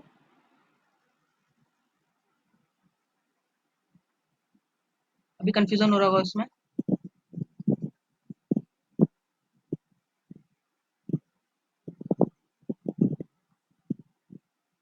तुम्हारा जो EA है, ये डायरेक्टली प्रोपोर्शनल टू होता है इसके। और एक बात मैं भी बता देता हूँ, जैसे A इंक्रीज करेगा, सिमेट्री ऑफ प्रोटॉन और न्यूट्रॉन फिर से खत्म हो जाएगा, और नंबर ऑफ न्यूट्रॉन मान लो ज्यादा हो गया प्रोटॉन से, तो न्यूक्लियर स्टेबिलिटी मेंटेन नहीं रह जाएगी। तो n माइनस जेड किसका मीजर है? असिमेट्री का मीजर है। This measures asymmetry. ठीक है, और क्या, कैसे बताऊं दूसरा चीज? तो इसका जो एग्जैक्ट फॉर्मूला होता है ना, वो होता है n माइनस जेड का whole square upon a। n minus Z को क्या लिख सकते हो? a minus 2z।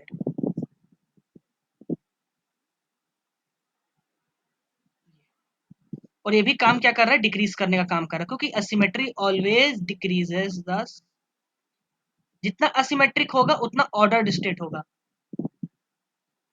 इसलिए ऑर्डर जो होता है, ऑर्डर, वो चीज जो मैंने अभी बोला है, ये चीज आप उस पर ध्यान मत देना, कि मुझे पता है सब पूछने लोगों के तो फिर बहुत लंबा समय चला जाएगा। ठीक है, बस इतना जान लो कि ये जो चीज है ना असिमेट्री वाला energy, this decreases the, this tries to decrease the binding energy. अब आता है पेयरिंग एनर्जी।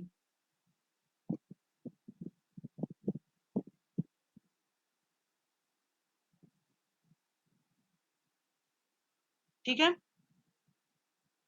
पेयरिंग एनर्जी होती है ईपी से डिनोट करते हैं, और इसका होता है, ऊपर मैंने लिखवाया हुआ है, डेल्टा मान लो ये है, और a टू द पावर 3/4 है। अच्छे साफ साफ लिख देता हूँ, 2 minute.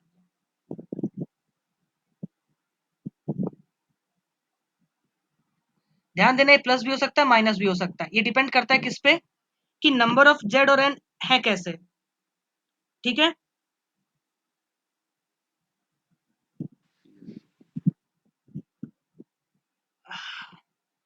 EP delta upon a 3/4 होगा for even Z and even N. ठीक है, ठीक है, सब ठीक। और ईपी होगा minus delta a 3/4 for odd Z and odd N. ठीक है,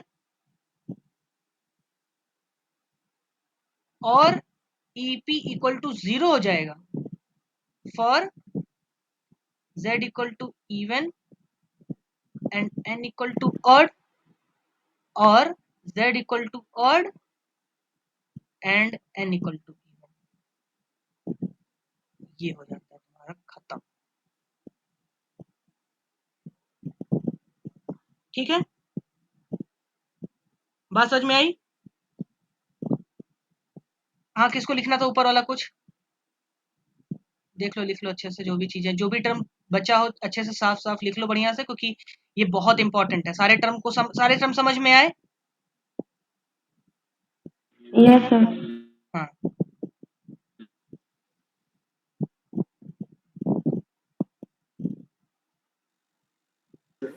नीचे कीजिए ना लास्ट में।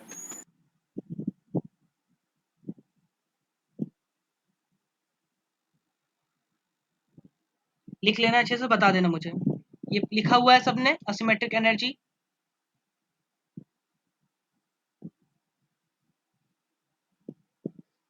सबने लिख लिया? ठीक है, वेरी गुड। पेयरिंग एनर्जी लिख लो, फिर आगे बढ़ते हैं, क्वेश्चन लगाते हैं इस पे भी कुछ।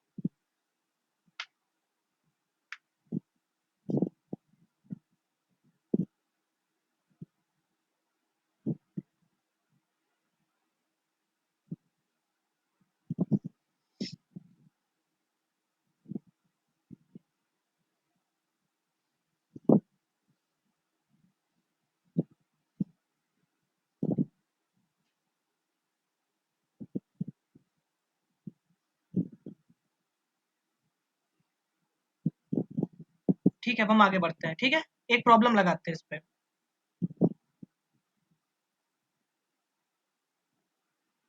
आल्दो इस पे थ्योरेटिकल क्वेश्चन ज्यादा बने हैं, जैसे कि पेयरिंग टर्म इसमें क्या होगा। फॉर एग्जांपल ऐसे पूछ लिया कोई कि मान लो कोई न्यूक्लियस है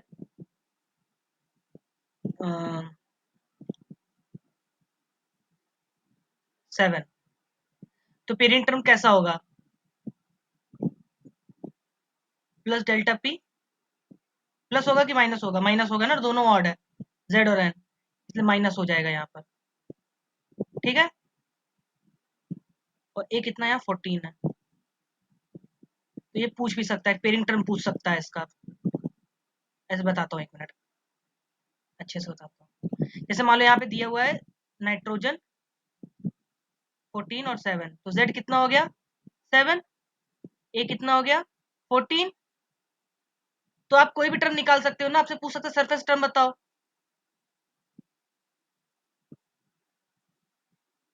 वॉल्यूम टर्म भी पूछ सकता है, पांचों में से कोई भी टर्म पूछ सकता है, ठीक है, किसी भी एक टर्म का दे करके। और या फिर अगर उससे क्वेश्चन को बड़ा बनाना होगा, तो जो भी प्रॉब्लम कराने जा रहा हूँ थोड़ी बड़ी है, पर उससे काफी चीजें समझ में आ जाएंगी, बट ये कहीं पूछा नहीं गया है।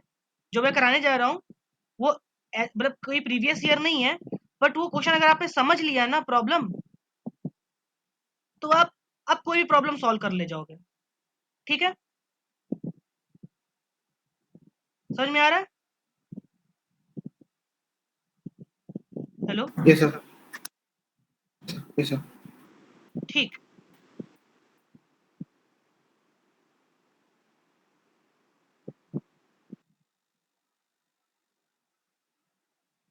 एक मिनट, हाँ ठीक।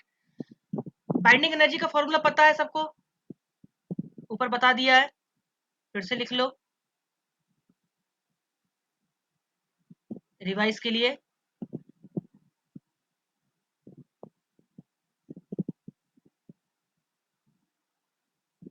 कईयों को तो याद भी हो गया होगा।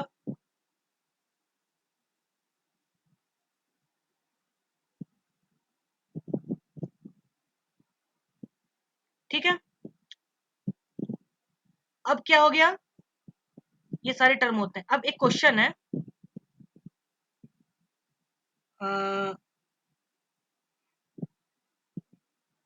बताता हूँ।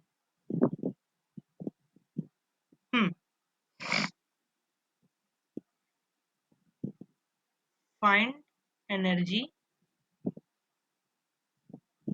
needed to remove a neutron from calcium. कल कैल्शियम का एग्जांपल कराए थे ना हम लोग, कैल्शियम ही ले लो। सॉल्यूशन, ठीक है, find energy needed to remove a neutron from calcium.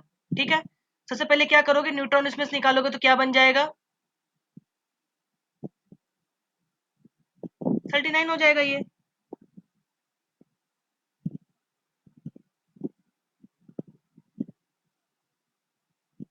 ठीक है, आल्दो उसको आपको मैंने कल भी इसको कुछ कराने का तरीका बताया था, बाइंडिंग एनर्जी निकाल दो इसकी, अरे वो मास वाले फॉर्मूले से, मास डिफेक्ट से, ये भी समझाया था। पर अब तो आपको सेमी, अब मान लो कह देंगे यूजिंग सेमी इंपेरिकल फॉर्मूला, तो अब क्या करोगे, पहले इसका निकालोगे।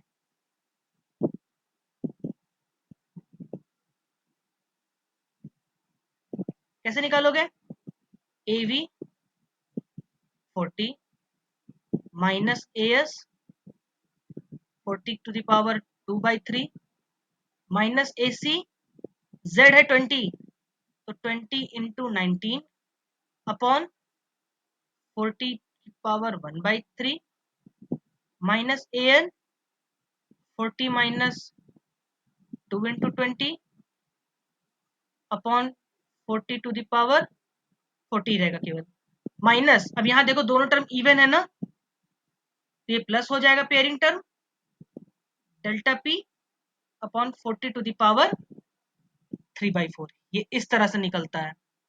ठीक है, इसको आप सॉल्व कर लोगे, क्योंकि आपको AV, AS, AC, AN और डेल्टा P की वैल्यू मैंने बताई हुई है, बस पुट करो, कैलकुलेटर लगाओ, सारे सवाल आ जाएंगे इसमें। कुछ मैं मानता हूँ, ये मान लो कुछ आंसर आया A, मान लो, लेट्स, मैं भी सॉल्व नहीं करूँ, रहने दो ना सॉल्व करने को। क्या हुआ, HU में आता है, क्या HU में आता है, नहीं आता नहीं है, पर मैं बता रहा हूँ कि ये एग्जांपल समझने के बाद आपको समझ में आ जाएगा कि हम कर क्या रहे हैं। ये सवाल लगाने के बाद आपको समझ में आ जाएगा। सवाल तो आपको यही पूछा जाएगा, एक एक टर्म पूछ लिया जाएगा कि बस find the volume term for this, question इसमें छोटा सा पूछा जाएगा पार्ट। 39 सर कैसे आया, एक बार फिर से बता दीजिए, तो उसमें कंफ्यूजन हो रहा है। किसमें किसमें 39 सर, जो एक न्यूट्रॉन निकला तो वो ये हमारा 39 कैसे बचा? तुम लोग अच्छा छोड़ो, जेड कितना 20 है, अगर ये 40 है तो ये भी 40 है न्यूट्रॉन, 20 मतलब। अब न्यूट्रॉन में से मैंने एक निकाल दिया, ये 19 बचाना, ये 20 बचाना, अब एक क्या हो गया 39 हो गया ना, क्या ये भी सब पूछोगे अब मुझसे? सर ये भी ये इसका वैल्यू दे रहेगा ना हाँ हाँ हाँ हाँ हाँ दिया क्वेश्चन में? रहेगा, लेकिन आप याद रख लो तो ज्यादा इंपॉर्टेंट है, अच्छा रहेगा। अच्छा, क्योंकि बीएचयू कभी कभी वैल्यूज नहीं देता है कुछ कुछ चीजों में, मैंने ध्यान ऐसा दिया है। एग्जैक्ट वैल्यू तो सर कभी कभार।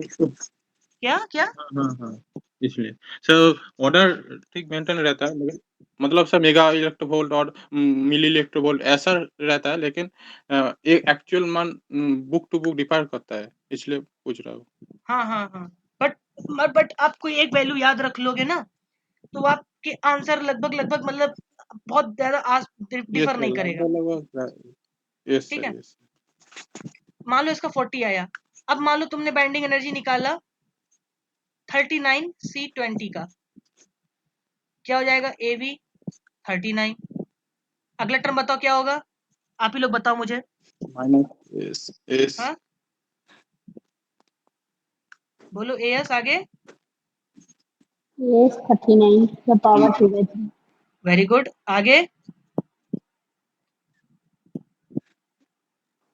minus माइनस 2 माइनस, आगे हाँ Coulomb's C 39 whole by 8 to the 1/3 39 into 39 minus 1 39 20 रहेगा, 20 इंटू 20 माइनस 1, और नीचे 39 की पावर 1/3 रहेगी। अगला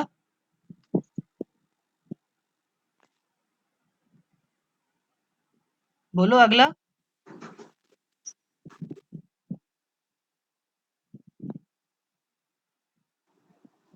39 minus 2 into hmm 20 hmm by 39 very good. और डेल्टा टर्म कैसा होगा, प्लस की माइनस? माइनस। माइनस, पर ये आंसर मुझे लगता है 0 होगा यहाँ पे। सर ऑड इवन वाला हो जा रहा है। हाँ बहुत अच्छे, यही सुनना था मेरे को। वेरी गुड, ये 0 हो जाएगा। अब मान लो इसका आंसर आ गया B, मान लो मैं अभी सॉल्व नहीं करने जाऊंगा, तो बाइंडिंग एनर्जी क्या हो जाएगी, मतलब energy needed to remove neutron equal to A minus B। ठीक है, याद रखना। और ये मुझे लगता है कि बहुत ज्यादा हुआ तो JNU या DU में आ सकता है, क्योंकि वहां नंबर ऑफ क्वेश्चंस कम होते हैं। DU में 85 क्वेश्चन होते हैं ना, केवल 50, और 3 घंटे होते हैं, तो मुझे लगता है ये क्वेश्चन आ सकता है इस तरह के। सर जेएनयू में क्वेश्चन जो आता है वो सेम सिलेबस जैम का? हाँ मतलब लगभग लगभग मान लो। सर लेकिन कुछ कुछ क्वेश्चन देखा, ऐसा क्वेश्चन सॉलिड स्टेट और न्यूक्लियर एटॉमिक से, वो क्वेश्चन थोड़ा हट के, मतलब सर ज्यादा कुछ डेप्थ से क्वेश्चन पूछ रहे हैं। ज्यादा बेस से क्वेश्चन पूछा, नहीं सर, ज्यादा डेप्थ से। मतलब कहना चाह रहे हो इजी में कि हार्ड में? Hard hard. हार्ड में, ठीक है मैं देखता हूँ उसको लगवाएंगे। पर मैं बता रहा हूँ कि देखो सिलेबस कुछ होता नहीं है, मैं बता देता हूँ आपको। एनटीए क्या करता है ना, जेएनयू का सिलेबस कभी फिक्स रखता ही नहीं है। मैं आपको बता देता हूँ रियलिटी, जेएनयू का जो पैटर्न है ना, हर साल चेंज हुआ है, हर साल, every year yes pattern is sir. Change, every year. आप प्रीवियस ईयर के भरोसे आप रह ही नहीं सकते, मैं बता रहा हूँ। 2019 से पहले 25 से 16 क्वेश्चन आते थे, और माइनस मार्किंग होती थी बकायदा। और काफी हार्ड क्वेश्चन आते थे। 2019 का पेपर बहुत आसान आ गया, इतना कि शायद यहाँ एमएससी में इंटरव्यू तक हुआ। काफी ज्यादा बच्चे 100 में 100 पा गए। 2020 में जिस साल मेरा हुआ था उस साल तो एवरेज था, पेपर एवरेज था, पर लेकिन उसमें आसान क्या बना दिया कि नेगेटिव मार्किंग नहीं थी और 50 क्वेश्चंस थे 3 घंटे के लिए, तो वो ड्यू के जैसा पेपर हो गया, थोड़ा इजी हो गया वो। ठीक है। और इस बार क्या हुआ कि नेगेटिव मार्किंग नहीं थी 2021 में, लेकिन 100 क्वेश्चन थे, तो गलती करने के चांसेस ज्यादा हो गए, क्योंकि आपको अब ज्यादा टाइम लगाना पड़ रहा था, एक क्वेश्चन के लिए कम टाइम मिल रहा था, तो गलती करने के चांसेस होने लगे। तो ये सब चीजें मैटर करती हैं। कहता रहा हूँ पेपर का पैटर्न बदलता रहता है जेएनयू में खास। तो ये प्रॉब्लम समझ में आई कि नहीं, आप ये बताओ आप लोग। Yes sir. ठीक, लिक्विड ड्रॉप मॉडल में इतना ही काफी है। फिर से रिवीजन करा देता हूँ। लिक्विड ड्रॉप मॉडल को नील बोर और एफ कालकर ने समझाया था। इसमें कुछ सिमिलरिटीज पाई गई न्यूक्लियॉन्स और लिक्विड ड्रॉप में, जैसे कि यूनिफॉर्म डेंसिटी, जैसे कि इवेपोरेशन इन लिक्विड को कहा गया कि जैसे रेडियो एक्टिविटी इन न्यूक्लियस होता है। एज्यूम किया गया कि न्यूक्लियस जो है स्फेरिकल इन शेप होता है। इसने न्यूक्लियर फिजन को बहुत अच्छे से एक्सप्लेन किया। फिर हमने सेमी इंपेरिकल बाइंडिंग एनर्जी का फॉर्मूला के बारे में अच्छे से पढ़ा। इसमें volume term, surface term, Coulombic term, asymmetric term और पेयरिंग एनर्जी टर्म, ये 5 टर्म हमने पढ़ा। पांचों के बारे में अच्छे से बातें की। और हमने ये भी ध्यान दिया कि केवल वॉल्यूम टर्म ही पॉजिटिव है और पेयरिंग टर्म कभी कभी पॉजिटिव है, बाकी सारे टर्म निगेटिव होते हैं जनरली। क्यों? क्योंकि बाइंडिंग एनर्जी हमेशा कम करना चाहते हैं। सरफेस को कोई बाइंड करने वाला ऊपर से नहीं है, इस वजह से माइनस में आ जाता है। कूलम्बिक प्रोटॉन प्रोटॉन रिपल्शन की वजह से आता है। Asymmetry number of neutron not equal to number of proton की वजह से आता है। पेयरिंग टर्म आता है तुम्हारे नंबर ऑफ, ये इवन ऑड की कंसेप्ट की वजह से है ना। इवन ऑड कैसा है ये इस पे डिपेंड करता है। इससे हमने फिर एक सवाल लगाया, जिसमें हमने बस एक पूछा कि न्यूट्रॉन अगर निकालना चाहें हम एक कैल्शियम से, तो कितनी एनर्जी लगेगी। पहले बाइंडिंग एनर्जी निकालो ओरिजिनल एटम का सेमी एम्पिरिकल मास फार्मूला से, फिर रिजल्टेंट एटम का बाइंडिंग एनर्जी निकालो, दोनों को माइनस कर दो, ए माइनस बी, वही तुम्हारा आंसर हो जाएगा energy needed to remove 1 neutron. ठीक है।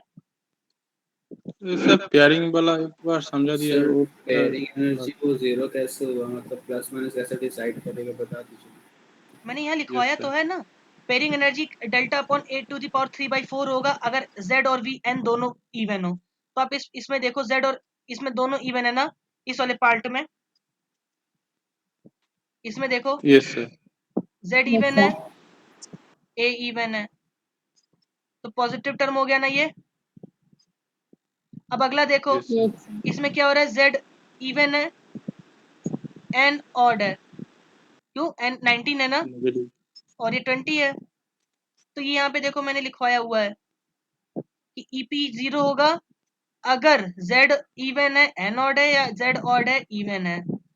ठीक है, बात समझ में आई? Okay sir. बस यही इसी वजह से। और कोई क्वेरी?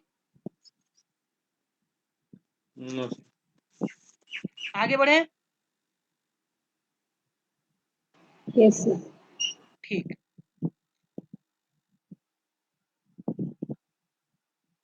अब आप शुरू करने जा रहे हैं shell model.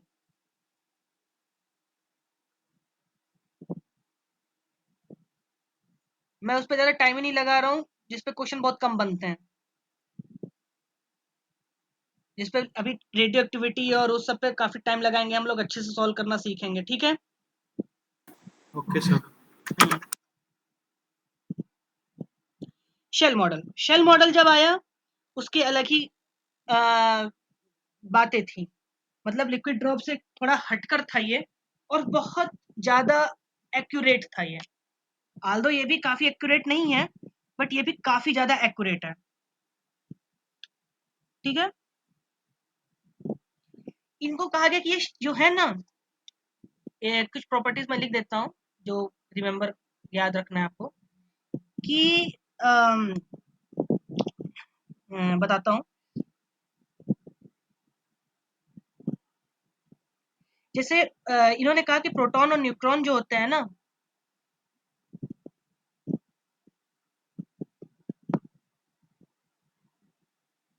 Are arranged as shell.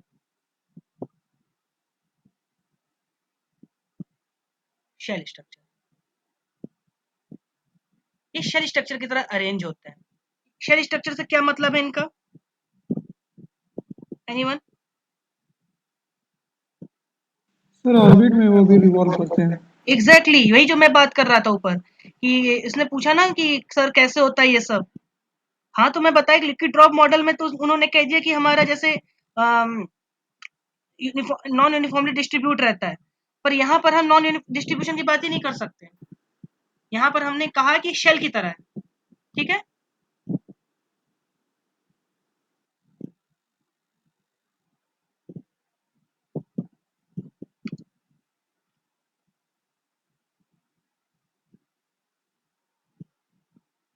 बात समझ में आ रही है कि नहीं आप लोग को?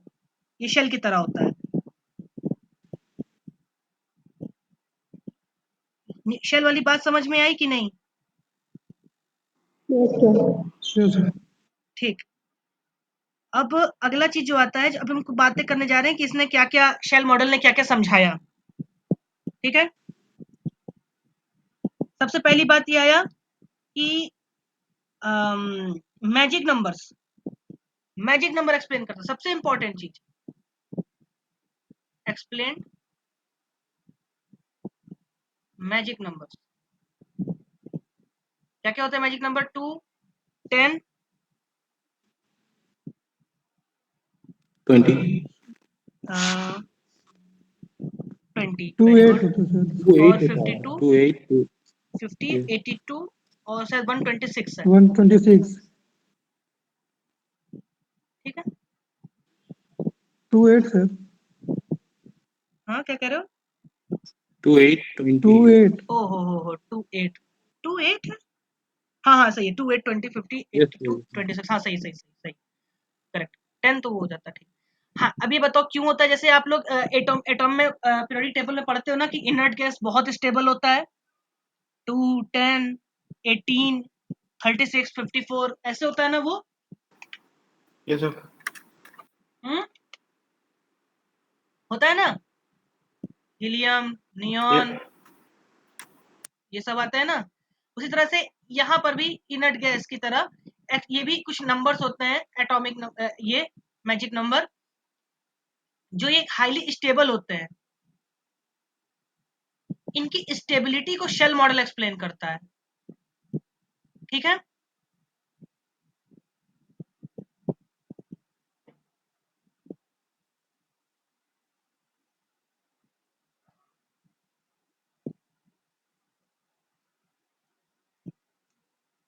ये बात समझ में आई? Yes sir. हाँ, अब आखिरी चीज आती है कि बाकी तो कई छोटे मोटे बहुत सारे फीचर्स थे, पर अब इससे ज्यादा थोड़ा सा पढ़ाई करते हैं इसकी फिजिक्स की, ठीक है। इसने बहुत सी चीजें एक्सप्लेन की, Okay, sir. पर अभी हमारे एमएससी एंट्रेंस के काम के लिए इतना इनफ है।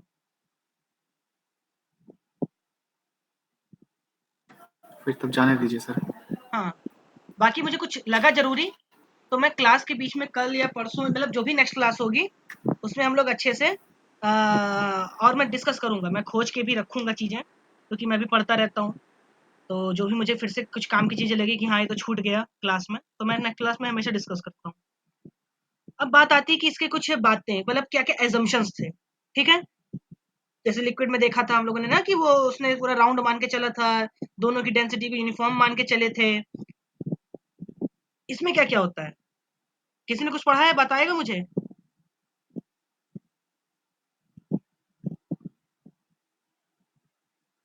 हम्म,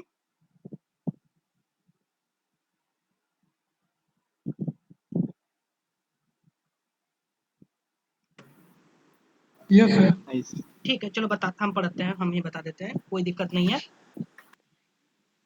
सर इसमें सर जे कपलिंग होता है पहले। अरे उतना अभी इतना दूर मत जाओ यार, अभी थोड़ा सा पास में रहते हैं। सबसे पहले मेन assumptions ये था कि न्यूक्लियॉन्स जो है ना, ये भले तो हो ही गया, शेल और शेल मान के चला उन्होंने, कंसेप्ट ऑफ ये assumption मान लेते हैं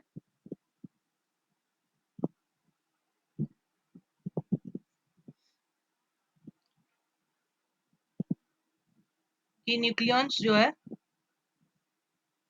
दे मेक शेल सब शेल, ठीक है। और दूसरा हो गया each nucleon is suppose to possess ये मान लेते हैं have spin angular momentum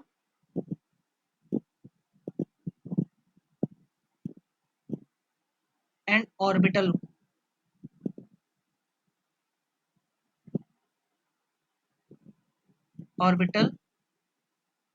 angular momentum, ठीक है।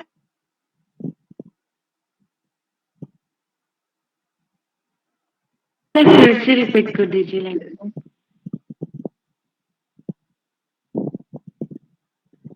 देखो इसमें स्पिन एंगुलर मोमेंटम भी होता है h कट बाय 2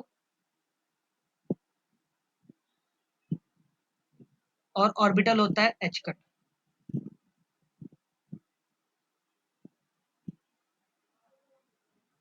मतलब कहने का मतलब है कि जो न्यूक्लियस जो है न्यूक्लियॉन्स ये भी एक फर्मियंस की तरह है, ठीक है। लिक्विड ड्रॉप ने ऐसा कुछ नहीं माना था, ठीक है। बात समझ में आई?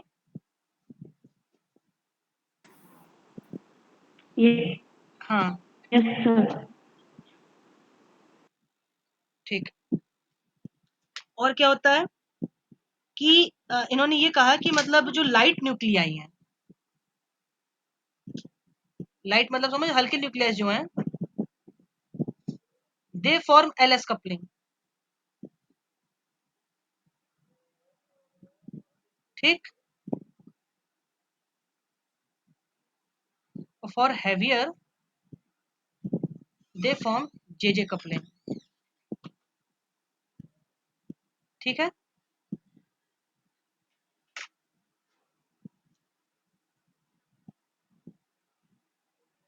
समझ में आया कि नहीं?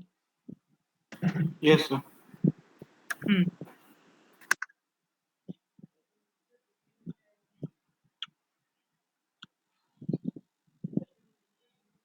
और क्या assumptions बचे, कुछ बचे हैं?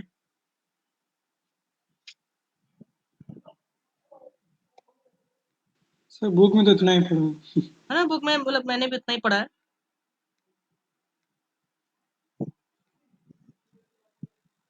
और देख लेता हूँ कुछ बच्चों को, कि मैं चाहता नहीं कुछ छूट जाए। और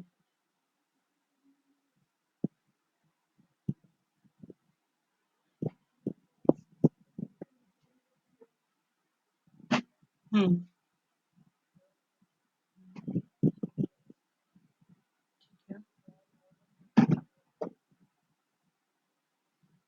हाँ इनफ है, इतना इनफ है, गुड,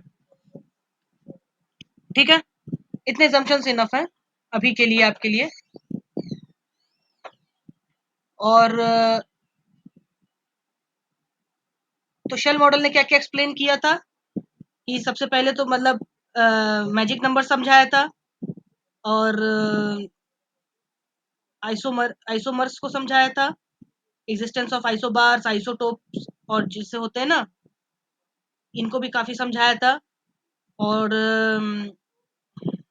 हाँ ये एक चीज इंपॉर्टेंट है, मैग्नेटिक मोमेंट ऑफ न्यूक्लियाई वगैरह भी इसने काफी अच्छे समझाया था ना। मतलब आप लोग ने पढ़ा होगा, म्यू वगैरह जानते हो, मैग्नेटिक मोमेंट।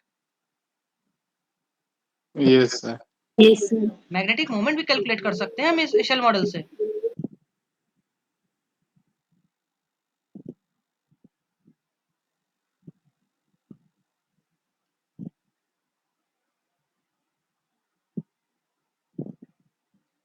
ठीक है, हाल तो इसके बारे में अगर मेरे पास टाइम बचा तो मैं इसके बारे में अच्छे से समझाऊंगा, ये आपको पूरा आगे तक मदद करेगा, नेट गेट में भी मतलब काफी लंबा मदद करेगा।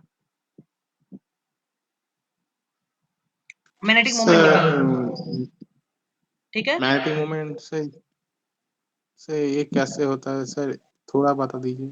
थोड़ा देखो, थोड़ा कुछ नहीं होता, मैं बताता हूँ तो अच्छे से समझा दूंगा। मेरे को बस जब मैं मैग्नेटिक इससे मोमेंट पढ़ाना शुरू करूंगा मैं अच्छे से पूरा समझाऊंगा, आप परेशान मत हो। बस मैग्नेटिक मोमेंट क्या होता है अब ये बता सकता हूँ। करंट जाता है, ये सर बता। एक एरिया होता है, करंट इनटू एरिया ही तुम्हारा मैग्नेटिक मोमेंट हो जाता है। लेकिन ये करंट आता है किसके, इलेक्ट्रॉन के रोटेट करने से। तो कौन है चार्ज पार्टिकल जो रोटेट कर, न्यूट्रॉन तो चार्ज पार्टिकल होता ही नहीं, तो ये कैसे न्यूट्रॉन मोमेंट दे रहा है।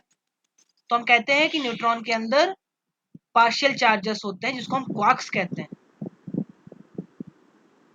वो जो रोटेट करता है तो एक मैग्नेटिक फील्ड जनरेट करता है, ठीक है। उसकी वजह से एक मैग्नेटिक मोमेंट आता है I इंटू ए, ठीक है। हम उसको कैलकुलेट करना सीखेंगे, जैसे बोर मैग्नेटॉन पढ़ा था हमने, न्यूट्रॉन मैग्नेटॉन की वैल्यू भी पढ़ाई थी, कराई थी, लिखवाई थी। तो न्यूट्रॉन मैग्नेटॉन आता कैसे, हाँ वैसे टाइप का कुछ चीजें हम पढ़ेंगे और काफी अच्छे से समझेंगे हम उसको। ये छोटा थोड़ा कुछ नहीं बताऊंगा, मैं समझा दूंगा अच्छे से, ठीक है।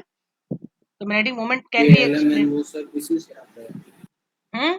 Sub shells, K shell, L shell, M shell, थोड़ा तेज बोलोगे, बहुत KLM धीमे आवाज आ रही है आपकी। KLM वो सब इसी से आता है। K के सेल, L एलिमेंट सेल,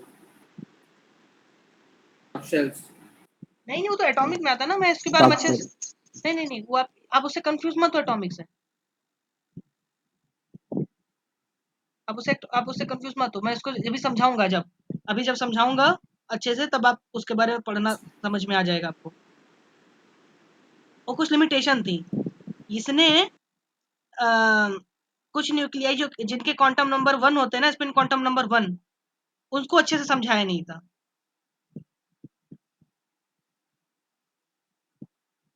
और कुछ स्टेबल न्यूक्लियाइज थे, मतलब जिसके लिमिटेशन मैं समझा देता हूँ। लिमिटेशंस हैं, सम स्टेबल न्यूक्लियाई जैसे लिथियम हो गया, हाइड्रोजन हो गया, और नाइट्रोजन हो गया, और ये हो गया, बेरियम हो गया, बोरॉन ये हो गया। ये cannot explain by shell model, ठीक है।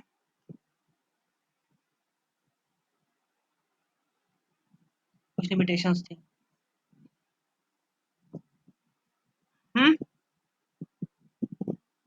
अभी के लिए इतना जान लो। Okay sir. बाकी इसके बारे में और अच्छे से पढ़ेंगे, जब हम इसके बारे में भी मैं आपको समझाऊंगा। अभी कुछ चीजें हैं जैसे शेल मॉडल वैसे बताओ, तो बस अभी मैंने यही समझाया है, लिमिटेशन क्या है, एजम्पशंस क्या हैं, शेल मॉडल है क्या, अभी ये है। पर एक्चुअली में शेल मॉडल केवल इतना सा नहीं है, शेल मॉडल बहुत ज्यादा डीप है और बहुत कॉम्प्लेक्स है, ठीक है। बहुत कॉम्प्लेक्स नहीं बोलूंगा क्योंकि काफी थोड़ा सा ट्रिकी है, ट्रिकी हो जाता है क्योंकि अब इसमें शेल आ गए हैं, ठीक है। इसके बारे में और अच्छे से पढ़ेंगे हम लोग, ठीक है। अभी करें कि कल करा जाए, कल करते हैं सर। ठीक है। कल क्या मतलब नेक्स्ट क्लास में, मुझे लगता है इस वीक मेरी शायद क्लास ना हो क्योंकि मेरे पेपर शुरू हो जाएंगे, मेरे सेमेस्टर के पेपर शुरू हो जाएं, तो मुझे लगता है नेक्स्ट क्लास मेरी 6 को शायद होगी। तो वैसे आपको टाइम टेबल मिल जाएगा नेक्स्ट वीक का, ठीक है। But okay sir. मैं आपको बता देता हूँ अभी सर पहले ही। जब ओके सर, हाँ, मेरी क्लास अभी शायद सर जो बीच में क्वेश्चन सेंड किए थे, हाँ, तुमने क्वेश्चन सेंड किया था वो, हाँ ये सर थोड़ा डिस्कस कर लीजिए। वो अभी मेरे से मत करवाओ, मैं न्यूक्लियर पढ़ा रहा हूँ अभी, बस मैं सोच रहा हूँ कि उसके लिए मैं अलग से सेशन रख लूंगा, ठीक है। ओके सर, ठीक है हाँ, सर। क्योंकि एक्चुअली क्या है ना, अभी न्यूक्लियर में ईएमटी के क्वेश्चन अभी डिस्कस करके मैं वो नहीं करना चाहता, कंफ्यूज नहीं करना चाहता लोगों को, क्योंकि मेरे पास अभी भी मैसेज आता है, सर ईएमटी पढ़ाएंगे ना, सर ईएमटी नहीं जी, पढ़ाएंगे ना। कर आधे लोगों दी। को पता ही नहीं है कि मैं न्यूक्लियर शुरू कर दिया हूँ। खैर कोई नहीं। तो हम अभी तक मैंने क्या क्या पढ़ा है आज? लिक्विड ड्रॉप मॉडल पढ़ा है, न्यूक्लियर फोर्सेस पढ़े हैं, और शेल मॉडल अभी स्टार्ट किया है केवल। ठीक है, ओके हाँ। सर रूट मॉडल थोड़ा बता दीजिए वो रूट मॉडल, अरे एक वो बार। सॉलिड स्टेट का है। Yes sir. हाँ, आल्दो मैं रूट मॉडल के बस इतना कह सकता हूँ कि इन्होंने इलेक्ट्रॉन गैस मान के सब काम किया था और सॉलिड की प्रॉपर्टीज को समझाया था, लाइक रेजिस्टिविटी और वो सब। ठीक है, जैसे इलेक्ट्रॉन इलेक्ट्रॉन जब चलता है तो क्या होता है कि इलेक्ट्रॉन, जैसे मेटल्स में क्या होता है, फिर इलेक्ट्रॉन्स होते हैं।